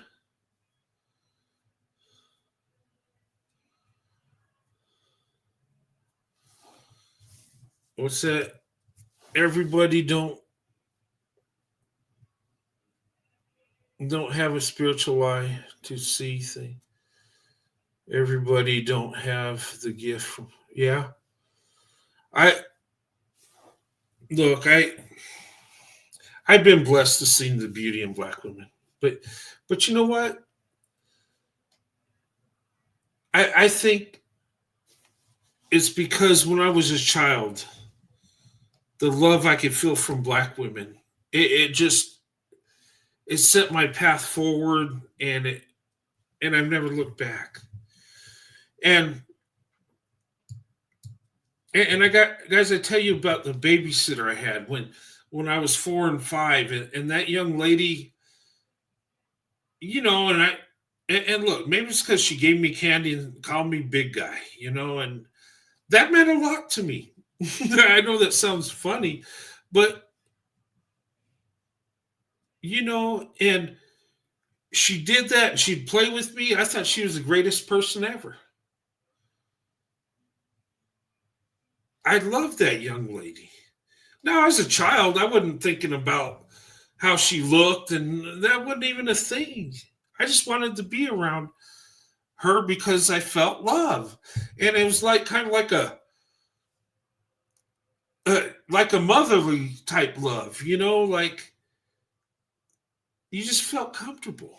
And I grew up, you know, when I was a child thinking black women were awesome. I thought that as a child.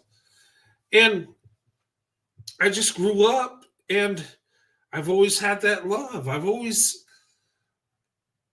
you know, just felt that love for black women. And it carried over to when I became a teenager and a man.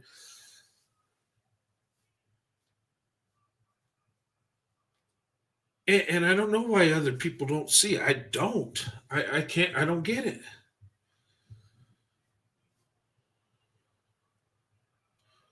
But I'm glad I see it. I'm glad I met my wife. I'm glad she said yes when I asked her to marry me. I'm glad. Look. And I share that with people. And I tell people, you know, and my wife says this too. She says, you know, open up your options. You don't know where that blessing is. You know, and look, there's a reason why when we get with black women, our marriage rates goes up. There's a reason why the marriages last longer. And black women, you don't think white men don't like you? Then why, when we marry you, we stay married? Why are our marriages the most successful?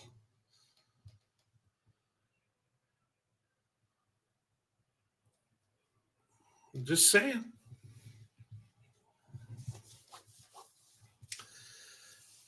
Well, anyway, I'm going to go ahead and close this down.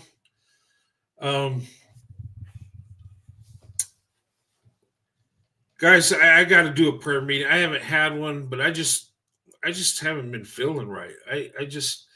This is a night that, and I just think I'm tired. I've just been working a lot, and then, some things have been triggering me when I see like,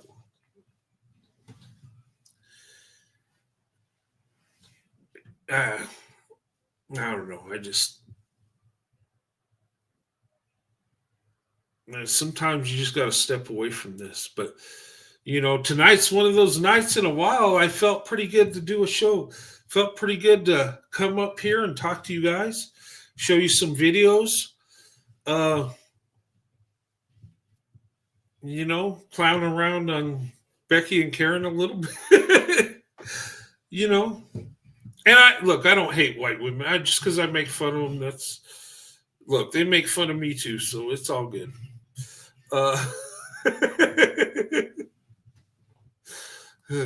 That damn Dave Chappelle makes fun of us white people. No, but seriously. But anyway, I'm going to have this contest on the 4th of July, guys. And look, you watch my videos and let me show you some love, okay? And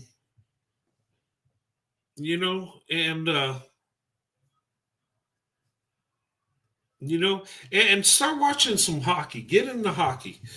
If you get a chance to go to a hockey game, go. Okay? I don't care if it's a college game or a semi-pro league or, go see them. Once you go to see once you start going to hockey games, you'll be like, yeah, heck with basketball and football. I want to see hockey. I mean, that's my favorite sport, seriously. If you give me a choice to go see a professional football game, basketball or baseball or hockey, I'm choosing hockey every time. And hockey's growing. I think there's a couple expansion teams that might be coming up here in the future. And then the international level, our U.S. hockey team, they're pretty good. We lost that heartbreaker in the end, that last game in the tournament. But you know what? I enjoyed the game. It was passionate. It was intense. You seen two hockey teams go at each other, fight each other, and just give it their all. And that's what I like to see. That first game that we played and won, I was so hyped on that. And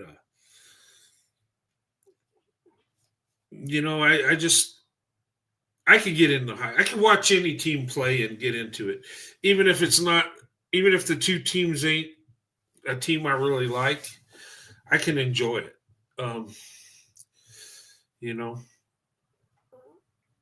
But yeah, I mean, hockey's amazing, and it's growing. Even here in New Mexico, we got a hockey team. You know that our college team was doing good for a while too. I mean. So it's even coming down in the Southwest where you never thought hockey would be a thing, right? It's growing. And, and hockey back in the day used to be a sport that was like up north and in Canada. Now it's coming, down here. And that's a awesome thing.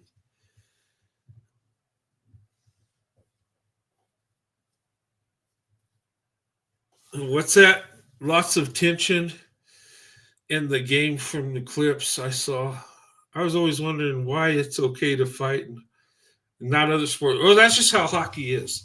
But I mean, they go and they fight, but they don't let them just kill each other. I mean, they break it up. They don't let them go too far to where people are. But I mean, it's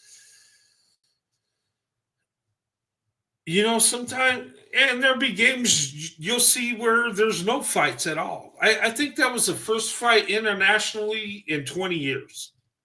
Okay. But it does happen. And, it's always been a thing. They'd allow them to fight, and they still do. And, hockey players love that stuff. It's just, yeah, they fight for a few seconds, break it up. But hockey players are tough. They like look when they're playing, how they check each other against the glass and stuff. Hockey's a rough sport. And that's what makes it exciting and fun. And, you get into it. And, there's no other sport like it. And I like other sports, don't get me wrong. But not like hockey. Hockey that's my sport. I love hockey. Yeah. Yeah. But, and I'm excited about the 26 Olympics when it comes up. Because I know we're going to meet Canada again. And I know those players are going to remember, and they ain't going to forget. And, yeah. I see an awesome rivalry going, and hey, if we're going to fight with Canada, let's do it on the ice. It's better than out in the street, right? Yeah, U.S. and Canada, there's a rivalry coming. Look, there's always been a little rivalry, but this is going to be big. But you get the best games out of, rivalries like that. Like that last game, man, both the teams it could have went either way, and they were intense. They were, they were putting it all on the ice, and they were going for it.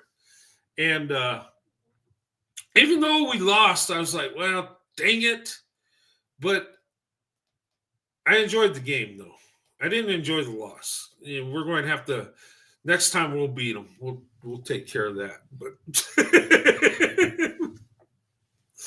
yeah. Anyway, guys, let me go ahead and close this. Does anybody want to? I don't think anybody wants to come up tonight. I'm going to put up a video tomorrow. I know people are asking me about a prayer meeting. Let me get some time I'll work on it next week. I just don't have a message, and I don't want to just, But I got a short video I want to do tomorrow, and it's going to trigger some people, but it's going to be a good one. It's going to be is the grass greener on the other side? But anyway, yeah. But guys, I'm going to go ahead and close this. Thanks for being a part of the show tonight. I hope you enjoyed it. I hope I didn't talk your ear off too much. But I'm just saying what's coming from the heart, guys. And I'm seeing something that's amazing and beautiful coming together. Not just my life with me and my wife, Sandy, but I see it in other people. And that's encouraging. When I see interracial couples, it makes me happy. Especially when I see, young black women and white men, starting their life off together, that's energizing. Now, I love to see all couples, but something about black women and white men is just something that's amazing.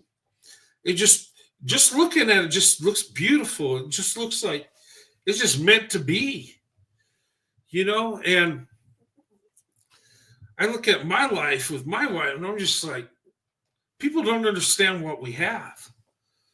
They don't understand how we connect so good. And, and some people think it don't matter who you hook up with, a man and woman. No, you got to find the right person. And like I said, and, when people ask me, why do you like black women? What is it? I could tell you. It just flows out,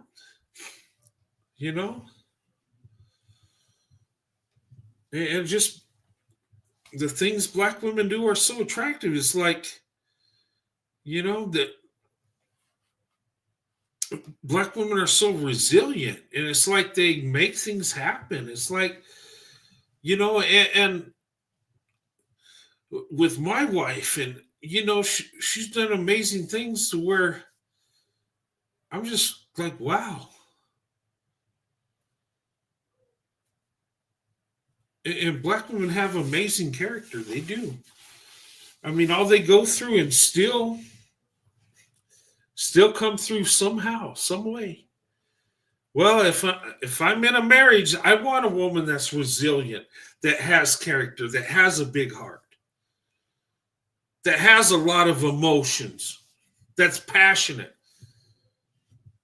That's what black women have. That's what makes them stand out. That's what makes black women the best. That's what makes them the best option. It goes way beyond to the looks. And for some reason, people think that us white men that love black women, it's all physical and lust. It's not. I mean, there's that physical attraction. Sure, we're human. But there's so much more that black women have to offer than that.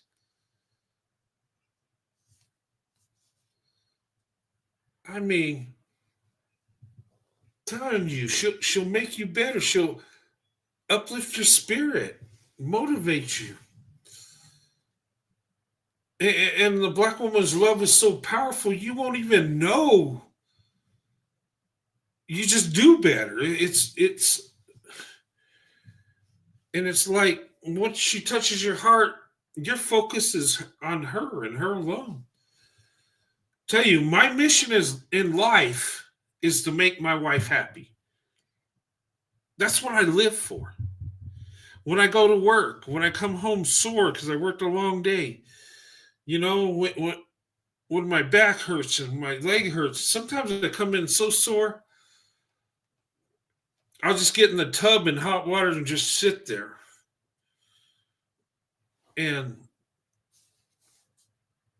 But it's all worth it.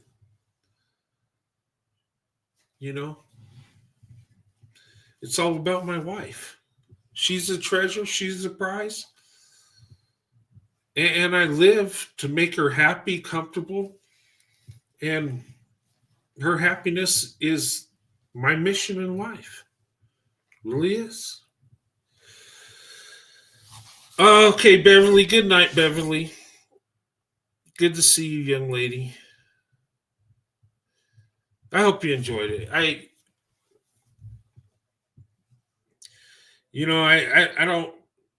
I'm not the best at creating a show by no means, but I think people that listen to me, I think they see where my heart is.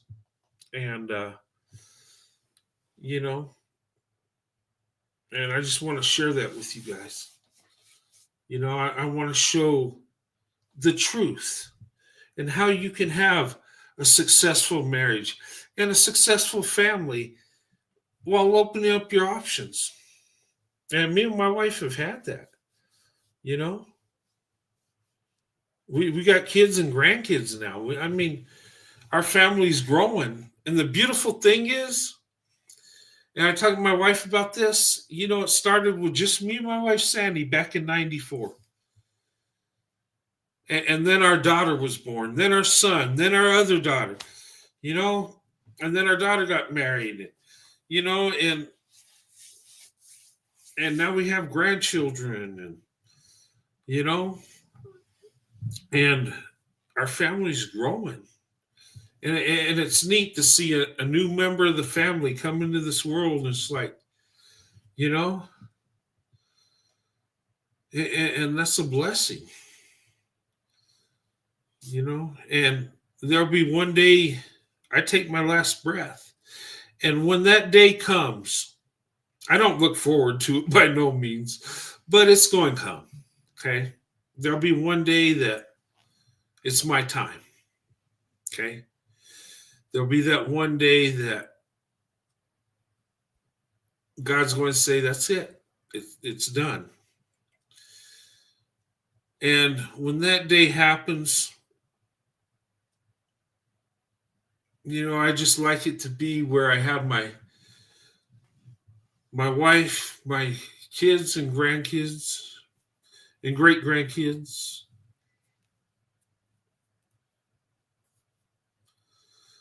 And I just want to know that I did the right thing. And I pray to God I do the right thing, that I could be a blessing to my family once I'm no longer here.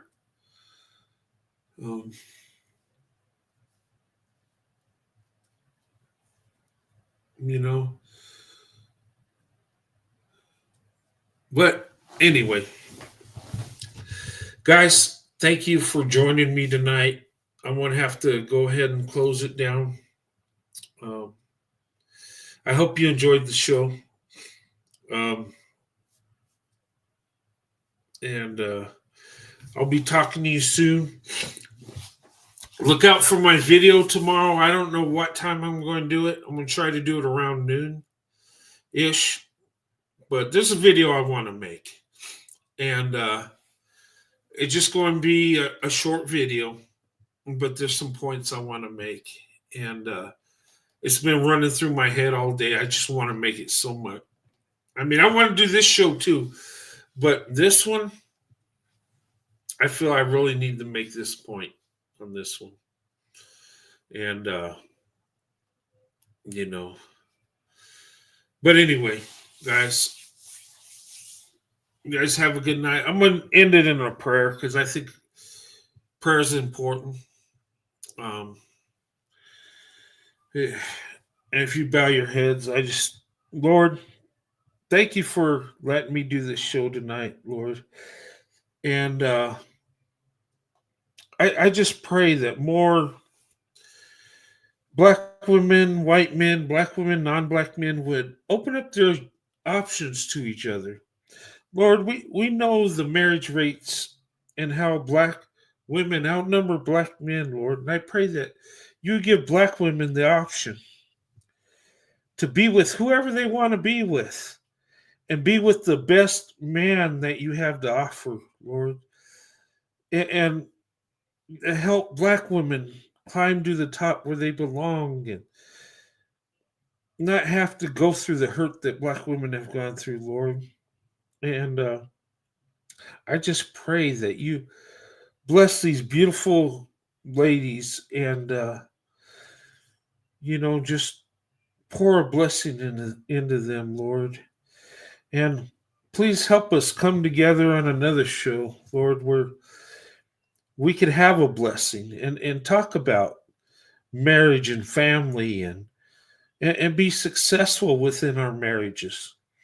And not just to bless ourselves, but to bless our communities and our towns and cities and our nation. Lord, because our nation needs healing bad. We are divided and we need to come together. And I pray that, God, you would allow that to happen. In Jesus' name I pray. Amen. Okay, guys. I thank you for being part of this show. I'll see you guys again. Have a blessed weekend. Okay. Just say a prayer for me if you would. I just been down in the dumps a little bit, and there's no really a certain reason for that. I'm not going through hardship, but I'm just down. And I think it's just because I'm tired. And just been working crazy hours. And but anyway, you guys have a good night. I'll see you soon. God bless.